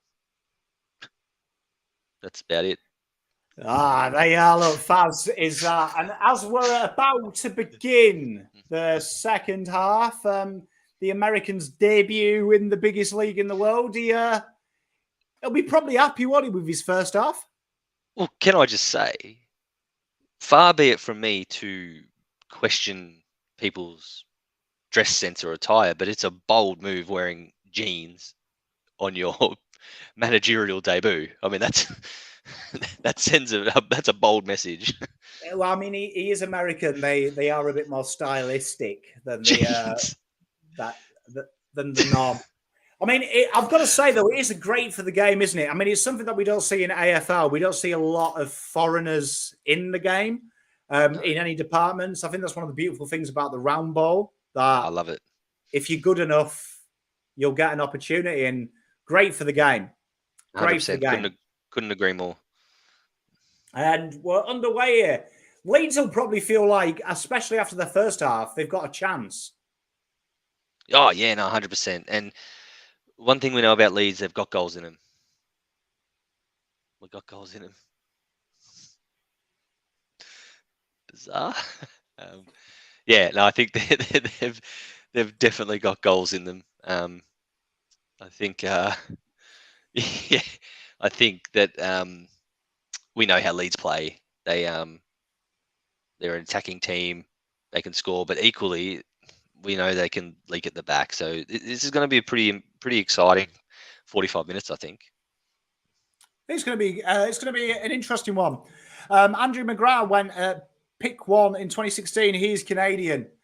There's a few that are born, and there's been a few Poms play the game as well, but there's been a few that have been born there. But you don't really see many in the coaching fraternity or in the higher places. There's a little bit of a weird thing. I don't know why that is. I think especially how strong your game is, you could really embrace a bit of overseas. Yeah, I think there are many people who are trying. I think Alistair Clarkson's a big one.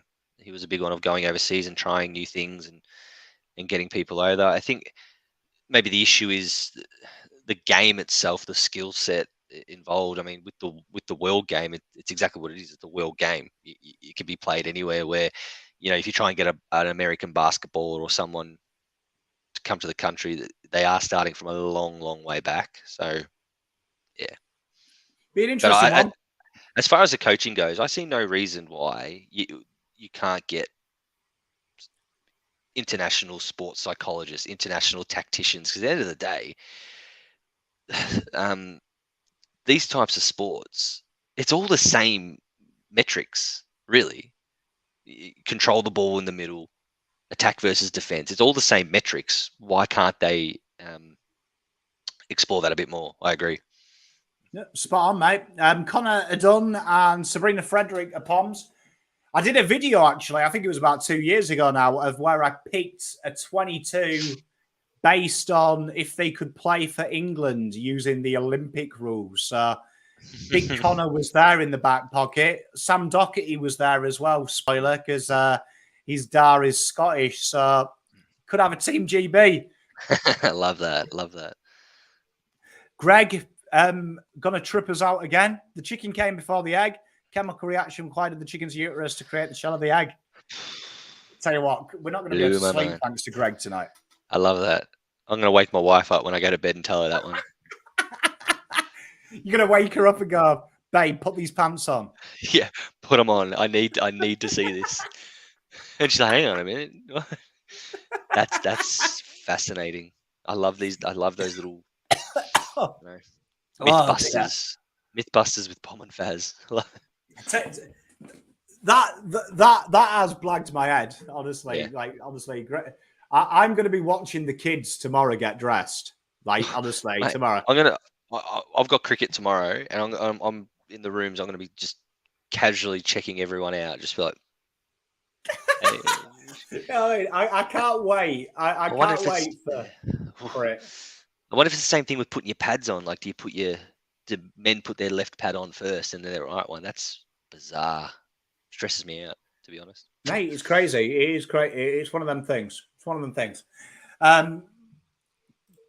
Like England cricket with the Proteas, I'll tell you what, we love a South African in England. However, Australia now do that. We don't. So we handballed it over to Australia now.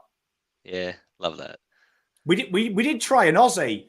James Pattinson's brother his played brother. one game for us. And honestly, I remember being really excited when we announced an Aussie playing for us because I was like, fucking hell, Aussie fast bowler. They're all really good. And I can't believe we managed to convert the only shit Aussie fast bowler. Yeah. Well, I think Dirk Nannis played for Netherlands or something in World Cups. So, yeah, it's cricket, I think your passport's a bit loose. I just feel like you could just play wherever you want. So, mate, it's crazy. It's crazy. And Lana confirms what we're all thinking. Greg is deep inside our heads at the minute. Yep, he is. He is. Well, we've got 50 minutes gone. So both sides just really having a bit of possession, aren't they? Swapping possession around. Yeah, feeling each other out a bit. I think Leeds will want to get a win. I can tell you that right now because they are in big trouble if a couple of results go against them tonight. They're in big trouble. But anyway, we'll see what happens. It's going to be, I mean, a draw, really, they're in the situation, aren't they, both sides, where really a draw doesn't suit anyone. No, it doesn't. It's getting to that time of the season where draws are useless pretty much. You know, they need results. And the battle for the bottom three is almost as intriguing, if not more intriguing, than the battle for the top four. So it's going to be very, very interesting. A lot to play out.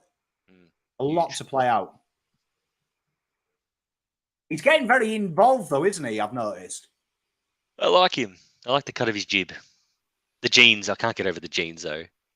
He does. He does look like he's got Leicester away. 3 o'clock, 5 o'clock. He's got a few beers. Oh, that's what I mean. He looks like he's Leicester away at 3 o'clock, and mowing the lawn at 5:15. I'm just probably a pair of white New Balances wouldn't go astray in that outfit. I agree with Fazz. Half the English team of South Africa. Got a few Kiwis in there as well. Multinational.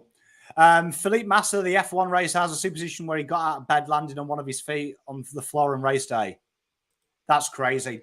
Fazz, do you have any superstitions? look, I wouldn't say I'm superstitious. To quote a great man, I'm a little stitious, but I'm not superstitious. But there's, look, as far as cricket goes, I do wear the same thing every week. I'm not crazy and don't wash them or anything, but I do wear the same, you know, undies and socks and every game. So, I'll be honest, and I do mentally know if I haven't worn those socks. You know, occasionally it happens, and it does sit in your head, but nothing that I'm overly.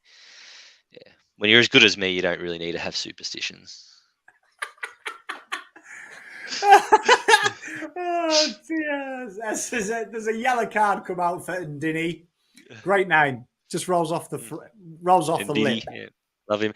Leave the superstitions to the overrated players like Steve Smith. So. Mate, you can't beat a superstition. I'm trying to think. Yeah. I'm trying to think. I do know that I only use. Me and my wife have an argument about this as well because I've got a thing about odd numbers. Like everything has to be an odd number. So volume has to be an odd number. In the car, it has to be, but it's the same with that. Stems from golf and everything. I only use odd numbered balls as well. Usually the number 3. So and it's one of those weird things. Well, I was just reading a comment, which I'm sure you'll put up in a minute, which has just blown my mind again. But yeah, no, I get what you're saying with the odd. The odd number's a bit odd one because I know people have a bit of an affiliation with even numbers and stuff, you know, or the 5 and 10, it has to be a 5 or a 0 or whatever. So yeah, that's not an uncommon one. I don't mind that. Mate, it's one of them weird things. One of them weird things. But yeah, odd numbers. Me and my wife fall out as well because she's got an anal thing. Has to be even. And it's like a game of being in the room when she's not there and I flick it to a number. Yeah, I'll do you one. One thing that I do all the time is if I've got the aircon on, I always have to have it on the lowest it can go. I never set the room to a temperature. I always have it on like the lowest it can go. And people always say, why don't you set the room to a temperature? Well, I don't know. I just have to have it on full blast, even in the car, full blast, lowest it can go. And then when I'm cool enough, I turn it off. And then when I heat up, I turn it back on. And so that's I get pulled up a lot for that. So, and we've got with his right hand. That's fact. I do. I think it's got a bit more to do with the fact that I'm right-handed and I'm pretty useless as my left. I think if I tried to put my box in with my left hand, it'd end up on my foot or something. So, yeah. Well, I mean, but no, that's true. I think I put my box in with my right hand, and like if but a bit like another pastime, I would only use my left if I wanted to pretend it was someone else. Yes. No. Yeah. I think. I think it's got a lot to do with being dominant hand, but yeah, it's fact, mate. Jeslenko was born in Austria, Salzburg. Yeah, indeedy doings. Pommy, thoughts on Poppy Schnapp? I thought she got a game. She did debut, didn't she? Not this round, not the round last. 3 rounds ago. 3 rounds ago she did. She had a couple of touches and was promptly put back in the VFLW. Michael Schumacher, the superstition, racing with an odd number. I'm in good company. He was pretty good. I love all these little random facts. I think they're brilliant. Always give you something to think about. But, if anyone wants to see me put my box in right-handed tomorrow, I'm playing in Melton. So if you're around Melton, come on down. Yeah, I mean, quality. I'm hoping Greg knows that just by psychology, as Harrison has another shot straight over the bar. Looking, there he is again. Right hand. Thought so. From memory, I do believe the wonderful Greg does tell me he's in New Zealand. So unless he's got a very powerful telescope or he's hacked into some kind of spy satellite. I'll wave out the window. I think New Zealand's in that direction, isn't it? Hey, mate, how you going? But dear, quality. I am looking forward to tomorrow Me and the boys are going to the park, and I can't wait to say to them, "Right, boys, come on, get your jogging bottoms on." Oh, great save there. Saved on the line. Tell you what, that's the second quality save that Mr. Schmeichel was made. Yeah. Son of Peter. He's keeping him in the game, 100%. And that's obviously pun possibly intended as being a keeper, but he's definitely keeping him in the game. That's he's having a phenomenal game. He did as well. And I mean, you could argue that Rodrigo should have probably done better with the header, but it was that. It's there to say. Oh, sorry, Greg. You're in Brisbane. I totally got that wrong. Apologies. Hope you're staying dry, mate. Yeah, sending our love your way, Greg. Hope you're safe, mate. Next time you fight with Mrs. Palm, you should make the Schumacher reference. My wife's answer, without even doing it, will be, "I couldn't give a fuck." It goes on 22. Will be my wife's response. Yeah. I can't argue with that. Yeah. I know my wife.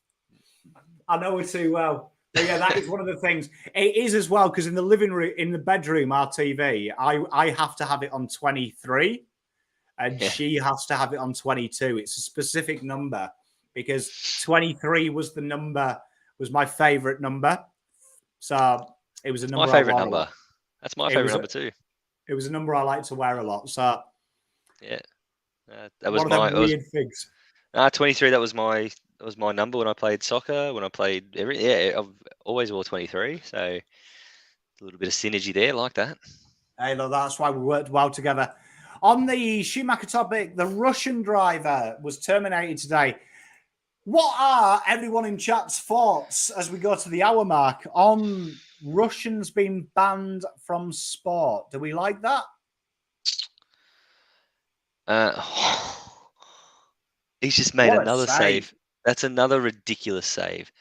Russians being banned from sport. It's a weird one. It's like short answer, yes with an if, long answer no with a but. You know what I mean? So it's that real. I personally, on the grand scheme of things, in the grand scale, I don't think it's great. I think it should be a time we should be showing unison. There's plenty of people in Russia who don't like what's going on at the moment. But that's a ripper save. But I can understand the logic behind it. But I don't necessarily agree with punishing people based on someone else's decisions, if that makes sense. It's a weird one, because I understand they've got to make a stand and things like that. Part of me thinks that I did think the weird one with, in this case, Mazpin, I think it was that he had to sign a paperwork basically denouncing the Russians. And I was thinking, would you sign that though? Because Putin seems a little bit cooked, doesn't he? Yeah, yeah. I would sign something saying Putin's a prick. Yeah, and I think that's where it's a bit messy. I agree that no sporting events should be held in Russia. I agree with that hand down. But it's not the Russian athletes' fault that their leaders are absolute madman. And you're right. I mean, there'd be Russian people who are scared as well. They don't know how this is going to end. And to denounce your heritage, to denounce your homeland and everything just because of the one madman, I don't know. I haven't lived it, so I can't really comment. But I think it's a bit harsh to punish the athletes. You see, I'm kind of happy if they ban the country. Do you know what I mean? If it's a national thing, I'm happy with that. Yeah, I would like to see, like in the soccer, we've got a lot of Russians around the world. Like, I understand their teams and stuff not being allowed, but I hope it doesn't get to the stage that they're not allowed to select a Russian who's living in the UK, for example. That's what I mean. Spain. Yeah. I hope it doesn't get to that stage. So I hope there's a compromise on that. Like Greg says, I know some are saying like Russia should be banned. I agree. I think the country should be banned. Definitely. Yeah. Ben says good riddance. Yeah, he had a bit of issues, didn't he, Maspin? He's not the nicest bloke.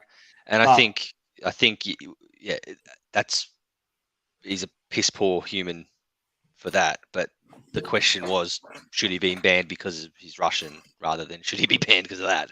So yeah, definitely he should be banned from what he's done. But as far as just because he's Russian, I don't know. But I agree with what Lana said. Yeah, Russia, the country itself, then yeah, of course. But if you're going to start pinpointing individual athletes just because they are Russian, that's when it gets a little bit messy, I think.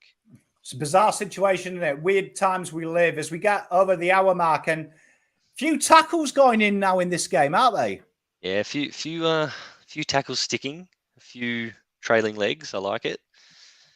A Fazz Spesh there from That's Tealsman. Yeah, I could not be more impressed. I love this from Jaden. Shall we bring Hasbuller in to sort it out? Mate, he'll sort it out. Love that guy. Here we are. I based this question on a range of factors: cost of living, wages, house prices, the travel ban, lockdowns, keep getting richer and working. What was the question? Oh, class keeps falling further behind. I think that's the nature of the beast, isn't it? Unfortunately, that's the world. Us working class like me, with our common accent, will always be some rich person's gardener. Which reminds me, my lawn needs mowing. So. No, yeah, I think it is the nature of the beast, and I think COVID or not, I think that's just a reality that we live in at the moment, rightly or wrongly, that the rich run the world because money talks, and bullshit walks. Yeah, definitely. And if you shoot broad, you don't walk. Exactly, yeah, because he's not fluent. As they check for a possible handball here, I don't think it can really be given. I've seen worse. It hasn't been. Arlo, enjoy the philosophical views of the world tonight. Very entertaining.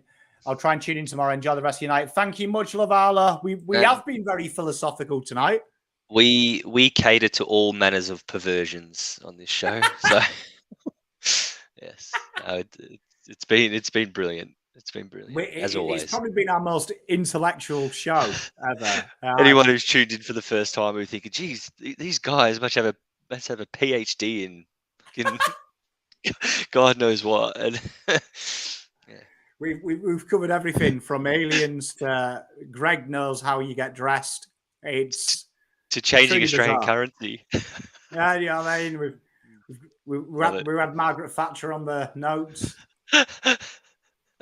Interesting story about Margaret Thatcher. We actually got a paid day off in the north of England when she died. Rate that.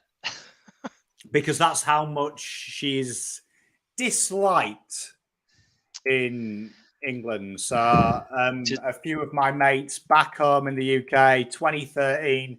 So I'd been here a year and a bit. They'd all got paid days off because that's how disliked she was. It's a bizarre thing. But if you speak to a southerner, they love a bit of Maggie.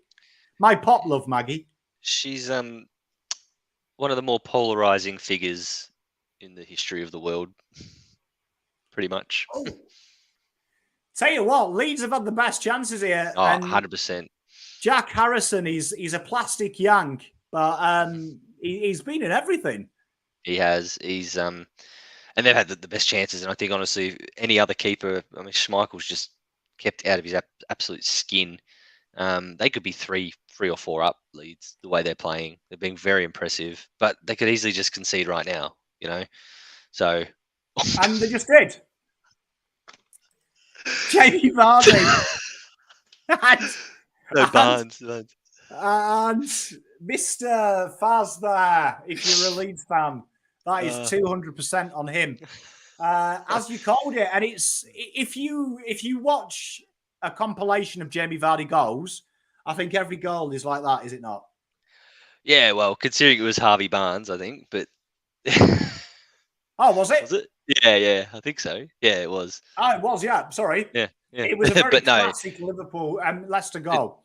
Yeah, no, it was. He does look a bit like a young Jamie Vardy, but it was a good finish. The centre back probably could have done a bit better, I think, there. But yeah, I called it. Um, I've always been It's known to be a bit of a prophet, but yeah, well, I mean, it's a tough one, isn't it? Because do they deserve that? nah, flat no. I think that's pretty devastating for Leeds, and there could be 2 or 3 more goals in this because that's just the way it happens. Leeds will have to go now to try and get something out of this, and Mr. Captain America over there is not looking happy. But Do you know what yeah. I mean? He looks happy and angry at the same time. Jaden's getting excited. And Leicester, they've got a being about it, haven't they, here? Mm. Yeah, it's definitely going to be exciting. Last 25 minutes, I think. It's going to be an interesting one because Leeds need a goal, don't they? They now need a goal. But in the terms of the league table, they need goals. They need something, Leeds, because it's getting very, very scary. How can we get crowds of more than 1K to return to watch the state domestic 50-50 competition? Simple, quite simple. The fixturing, fix it. Allow the Australians, the national players, to play in it. That's the easiest fix ever. None of this bullshit resting before. When's the very first test is each summer's end of November, start of December, or usually start of December. Bang, start the Shield in October, and every Australian cricketer plays. That's simple as that, and you'll get the crowds. New South I Wales agree. roll out with the Australian bowling attack. Who cares? I'd also say making it more accessible on TV so a younger Yeah. audience gets to watch it. Yeah, they have it on KO a fair bit, but make it more accessible. But I think it's quite simple what it used to be. And the other thing is allow bring back touring teams to play the state teams in warm-up games. I mean, England came down here. I get the COVID thing, you probably don't want to be down here too long, but England came down. Mate, they should have played Brisbane at the Gabba before the Gabba test. They should have played the Vics at the G or stuff like that. Let them, yeah, that's how you do it. Quite simple. But at the moment, it's 2020 is the cash cow, and that's where they're pouring all their money into because that's raising the money. But yeah, I with what Winstone Media said then, Shield cricket to me is still the best form of cricket, other than Test cricket, and it's dying because you simply just don't have the best players playing. We've got the same problem in the UK as well. The England players are protected. It's really I think the pay gap as well with the IPL and stuff, the money in T20 that the top players are not committing to contracts and becoming mercenaries. I think 100%. Ben here as well, lower the ticket prices, make it more accessible for people. I think Australia focuses on the Big Bash, don't they, as well? They want to try and get that off the ground. Well, I mean, and a simple thing is like Victoria play at the Junction Oval. I mean, that can only hold 1,000 people. So why aren't Victoria playing at the G more often? Mate, I'm with you. Yeah, cheap frothies. Jaden's a man after my own heart. I'm all for that. 50 cents frothies. You'll get millions down there. Oh, I'll be there. A domineering do wager domiciled in Downing Street. That's what I came in a year 11 English subscriber Woodley at the time, so I chose Margaret Thatcher. Well done. Good bands. No, I love it. Love that. Ditch the 100 cricket. Absolute the worst competition in the world. I can't believe they managed to make a form of cricket out of thin air. Yeah, and look, I think 100 league. I've honestly say I haven't given that the time of day. I don't really enjoy it. Look, I watched the Big Bash just because the time it's on is fantastic. You've just had dinner, turn the Big Bash on, beautiful weather, have a few beers. It's fantastic. You've got big names playing. Why aren't the big names playing state cricket? That's all. Why are the Australian Test team resting all the time? They play a Test match, rest. Come on. Well, mate, I'm with you. When was the last time? I mean, I know Nathan Lyon played a couple of games for New South Wales leading whenever it was recently, but when was the last time all the the Australian Stars turned out. Can you imagine watching a, Queensland versus New South Wales, Labuschagne batting to Stark and Hazelwood? What better preparation do you need? Someone Anyway. put up a 90s State Shield game on YouTube, and it was like the teams, it was New South Wales versus Victoria. Mm. And it was basically like the entire Australian touring squad. Yeah, but that's what it should be. That's what it should be. Like it used to be. And I was like, Jesus, can you imagine going to go and see that? And that's why you got the crowds. No, I mean, no disrespect to some of these guys, but no one's going to go to the Junction Oval to watch Travis Dean open up with bloody James Seymour. They want to go down and they want to see the big name players. That's fact. Mate, no, I'm with you. And I also think it makes the competition stronger, doesn't it? Correct. 100%. No wonder we got no good cricketers coming through because they're playing shit competition. Do you know what I mean? And as we watch the football, Leeds, I've got to say, one thing I've noticed about this new coach, I do think, apart from that goal, which you correctly called, Leeds have been I think they've been very strong down the back. Yeah, their structures, their structures are sound. That's for sure. Not a fan of the Big Bash anymore. Every night was overkill. Agreed. I don't like 2020 anyway. Call me a stickler. Yeah. I just don't like to watch it. To me, less is more. I agree. It was overkill. But look, I'm not passionate about it. I just enjoy it for its flashy lights and stuff. I'm a simple man. Give me some lights the other way. More England players should sign up. I'd love to see the Sheffield Shield be used a little bit more with like one overseas player. I think that would attract something. To me, it makes no sense because you knew that an Ashes series was coming up, for example, right? Why didn't every single one of the England 11 sign up for a Shield team and play in Australian conditions in the year before coming the Ashes? It's mind-boggling. And Greg's right here. Yes, Labuschagne and Khawaja do play every opportunity they get. You're right. I will preface that by saying, leading up, Khawaja was not in the Australian reckoning for a long while there. So I will add that little caveat there. But yeah, Labuschagne, he's a good one. He does try and play for Queensland as much as he can. He just loves his cricket. So that's a good shout. No, I'm with you though. I think you're right. I mean, it'd be awesome to go down and see him, wouldn't it? Oh, love it. I'd go. Yeah. But again, I'm with you. It's not real cricket, says Lana. Ollie Robinson, he's got to stay fit though. Ollie Robinson, he's sick now. He is. He sees grass at the moment and his legs break down. But that would be good to see. And get a game at Carlton with that injury record.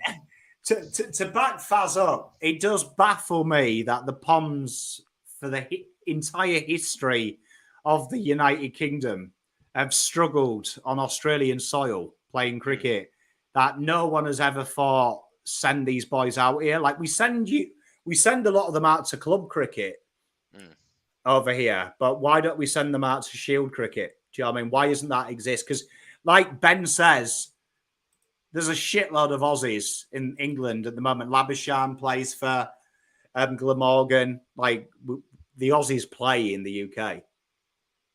Yeah. Oh, yeah. And you see it all the time. The Aussies signing up for that, and yeah, it just, I don't know. We used to have the best state competition in the world, and now it's a bunch of part-timers playing at the Junction Oval. It's sad, really. To be honest, I'm with you. I do think county cricket, Shield cricket has gone downhill, and that is the breeding ground. I mean, just look what I'm wearing. This was played when Shield cricket was at its best, and yeah, like they should. I mean, they should do it. I mean, I do think that England and Australia, we hold the cricketing world together. Really, I think it's the biggest game. It would be awesome if the ECB and the ACB worked together. Because me and Winston Media were talking actually off camera. As we'll come to that question in a minute, we were talking about how we haven't really had a competitive Ashes series for a while, where both sides are big and strong and hard hitting.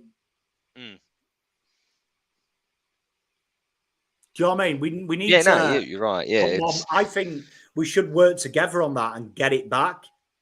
mm, yeah, no, I agree. I agree. Like, you know, we need it's good if both teams are really strong at the same time. But we mentioned before a while ago about money ruling the world and all that stuff. And the fact is, as long as the Indian Cricket Board keep paying millions to you know IPL players and stuff, then you're never going to win that battle. Because I don't care what anyone says. As a purist, I love the long form the best. But you just ask in your job, if you got offered 10 to 20 times more to do the same job but differently, as if you're not gonna. Do you know what I mean? Like, I never begrudge a cricketer for choosing IPL over state cricket, because hell, mate, they're getting millions. It is a big problem, and that is the money. Like Jaden backs you up, big money in the short format. Don't want to take the unnecessary risk. I do think though that you've got to look at the cricket associations and Mm. say, you know what, where are we ploughing the money? Where are we ploughing the money? And it's something that in the UK, like it's massively followed in the UK county cricket. But the problem is the state of it is poor. Do you know what I mean? The state of it is poor. Like Faz says, the top players out there, the pitches aren't really spent a lot of time on. They're not learning techniques. They're trying to get the games rushed. It's a And weird thing. and the other thing as well, and I've posted this many times on Twitter, uh, uh, directly attacking Victoria. Why is there a youth policy in state cricket? I mean, Victoria haven't renewed Maxwell and Finch's contract to play Shield cricket. They play one days, but not Shield cricket. They're playing young players like Fraser McGurk and all these players. Even in the one day, like Mackenzie Harvey's opening. I mean, come on, mate. You can play these kids in bloody Shield, Big Bash, but this is state cricket. I mean, it's embarrassing and it's insulting that.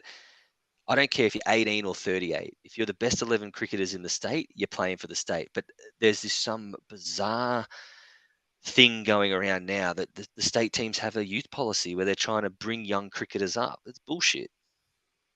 I think that's something to do with, I remember the EPL, they were saying that they need to have under 21s more represented in the teams. Mm. I think that's more of a sign that you see in development stop. So they try and false it. Where back in the day, a 19-year-old would break into Victoria or Warwickshire or Yorkshire in England because they were good. Where Yes. now Yeah. you're trying to fabricate that. Yeah. You are. And you know what? You use the examples of Mike Hussey, Brad Hodge. I mean, they scored hundreds of thousands of runs before they even got a look in at test level.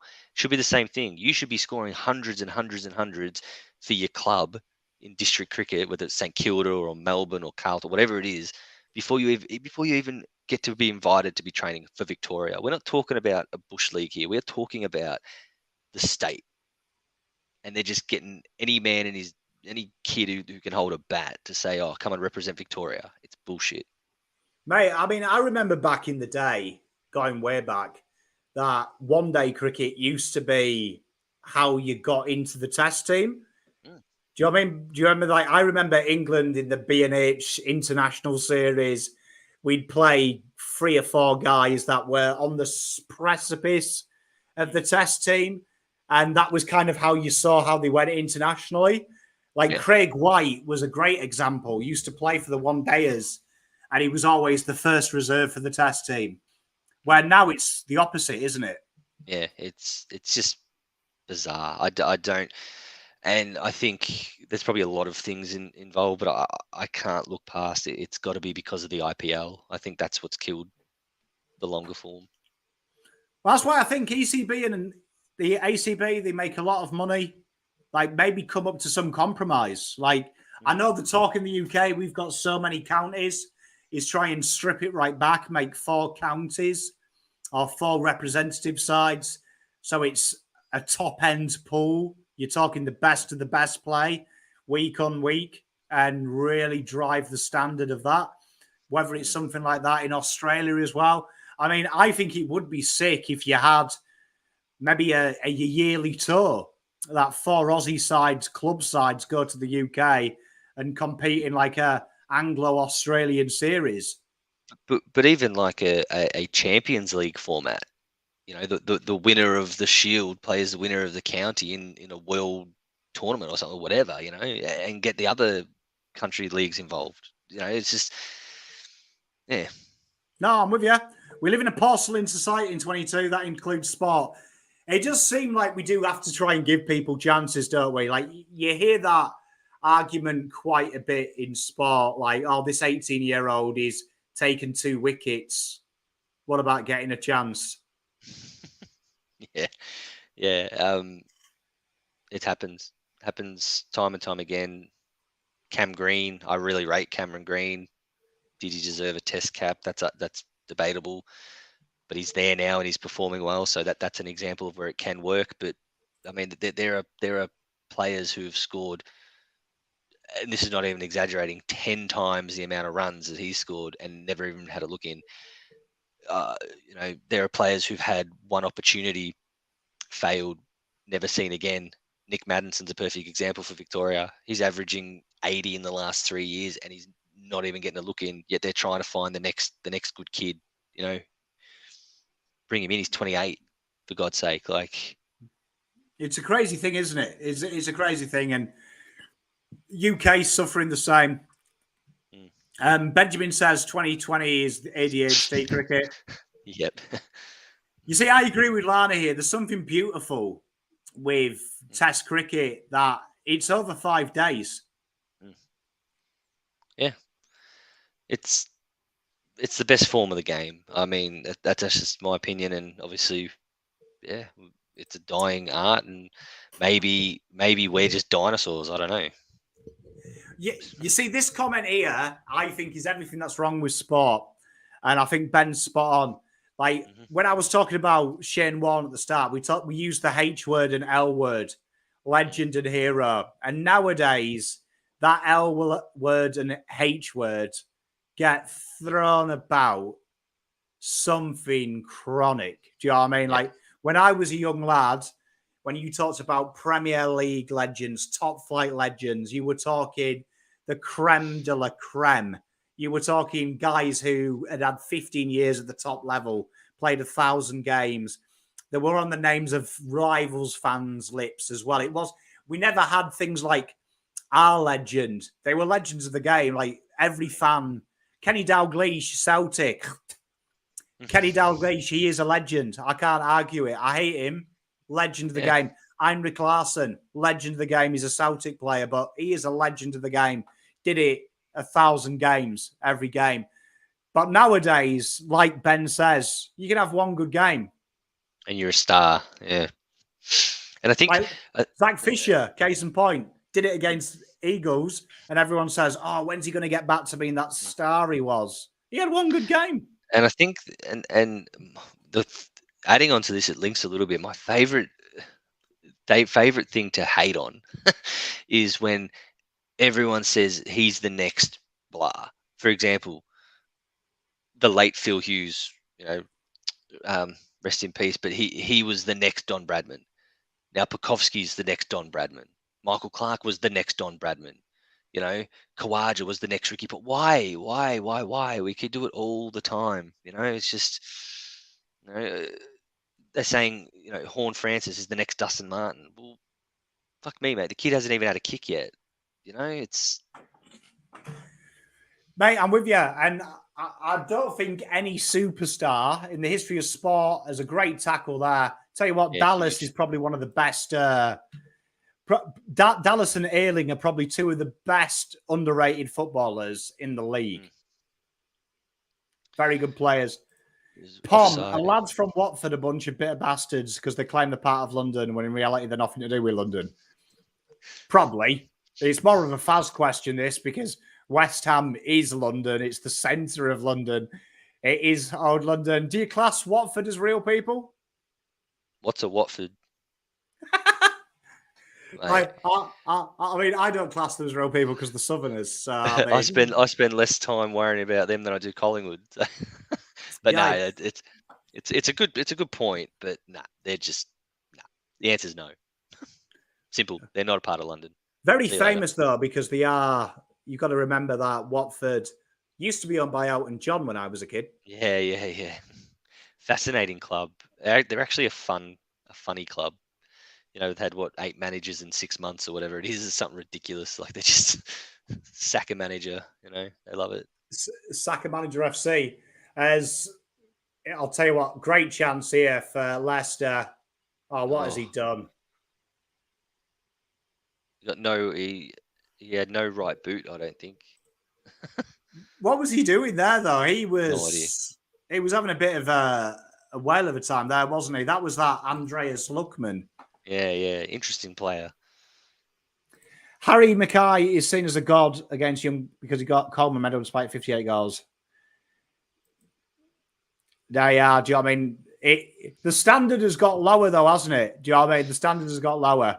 Yeah, I will say, I mean, yeah, winning a medal, obviously, yeah, he's kicked the most goals in the competition, whether it was 58 or 508. The fact is, he kicked the most goals in the competition, so he won the medal. What I will preface by saying is, you're right. Harry Mackay was horrendously overrated by all Carlton supporters before he even played a game. Why? Because he was picked whatever he was. Why? Because he was 200 centimeters tall. It happens all the time. You know, players just get overrated because of the number they were drafted. They get overrated because of the size that they are. You do see, you know, if a player was drafted in the top 10, they'll get 2 extra. That buys you 2 extra years. They always say if you're over 195 centimeters, it probably buys you an extra 3 years. You know, it's just.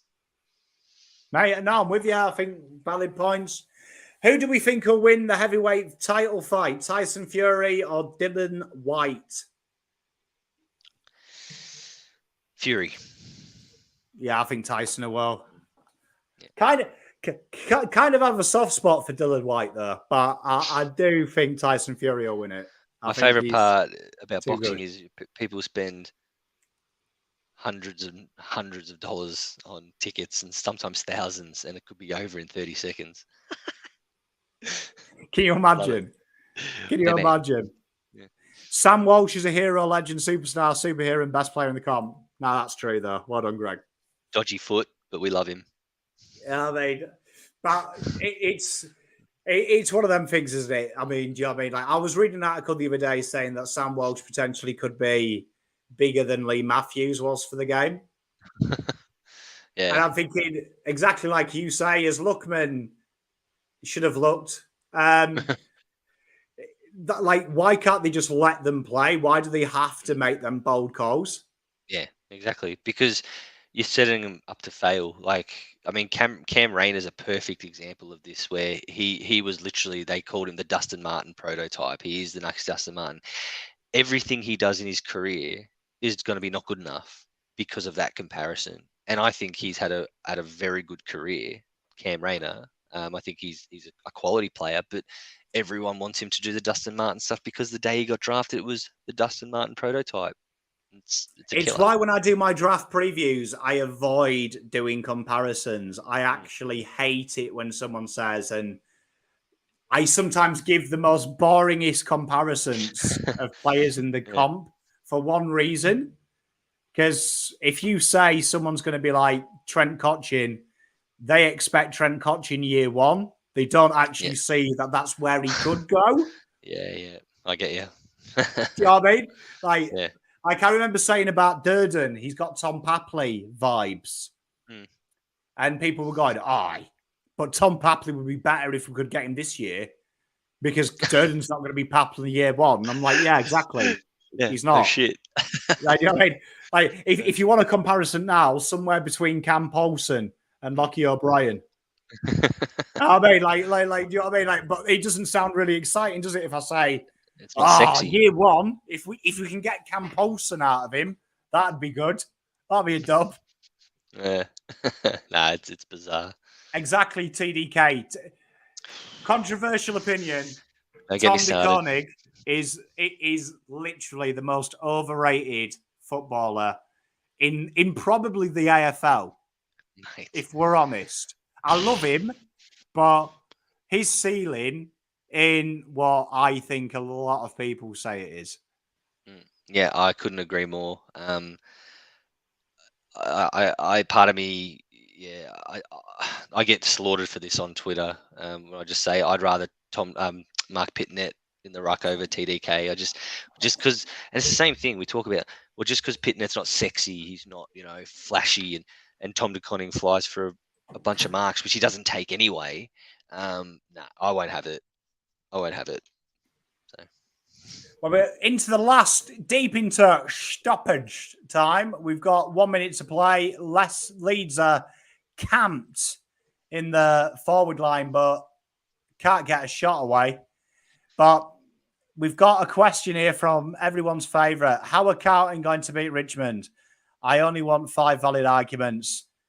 Mate, you don't need 5 arguments because I can do it in 1. Right? Here you are. Hawthorne scored 38 points today, over 50% of their scores from midfield handball chains. 28 were from stoppage clearances and clearances. Carlton, they were their 2 primary scores. Over 50 points for one and over 38 for the other. So there you are. Yeah, I agree. My thing is, if we can absolutely monster Melbourne's midfield, then we can monster Richmond's midfield, who I don't rate very high. So simple. There you are. We saved you time. We gave you 1. Oh, man. Well, Mark Pitnet moves like Nimitz.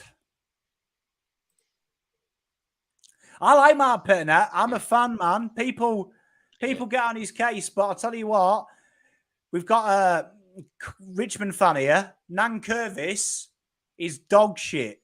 He's just a body, but he had a very good midfield round him. He was just a big ruckman. He made a contest. He wasn't talented, though. He didn't have the hit-out ability of Gorn. As the full time goes 1-0, he just had a good midfield group round him. And I think Pitnet, that's all he needs. The same. Yep, 100%. I mean, like, this is my one argument. Here we are, Pom's rant as we finish. Right? Love this. Carlton fans think you need 22 superstars, right? In reality, you need 4 A graders, 6 at best. But then you need 18 to 25 blokes on your list who give shifts, 6 out of 10. Placeholders, strong guys who just give 6 out of 10. Richmond are full of them in their flag-winning side. Kane Lambert, McIntosh. Do you know what I mean? Players that just put shifts in. Dylan Grimes was a shift worker until Alex Rance went down. But Asprey, just people who put shifts in, then they've got the little stars. It always makes me laugh. Carlton just want like 22 Michael Jordans where you only need 3 or 4. And we've got the 3 or 4. You know what I mean? We've now got 6 or 7. You know what I mean? We're fine. 100%. But that was the game. It wasn't the most entertaining game, but you guys and girls kept it entertaining. We've had a philosophical discussion. We've fixed the Ukrainian-Russian conflict. You know what I mean? We've done all sorts today. It was a beautiful show. I'm going to go back and listen to it and just really reflect on just what was a magnificent overall conversation. I think we solved every world problem. It was amazing. And let's hope Fazz's boss doesn't watch this when he finds out he's going to be keeping an eye on the children getting dressed. Right? Yeah, we'll keep that one a bit down low. I mean, what happens if Carlton don't make the 8? Not going to happen. Yeah. Life goes on. Life goes on. Well, thank you very much for joining us all. As always, it's a pleasure to hang around with Fazz. Love it. And you guys and girls in chat. All right, thanks, guys. Have a good one. And who have we got next week, Fazz? You're the man who knows everything. Jeez, next week. We have the big one. Bit of suspense. Brighton, Liverpool. There's got to be goals in that. Got to be. Liverpool got like 855 strikers. That should be a goal fest. Well, it'll be 0-0. Let's do it. Well, thank you very much, everyone. We'll see you next week. Much Bye. love.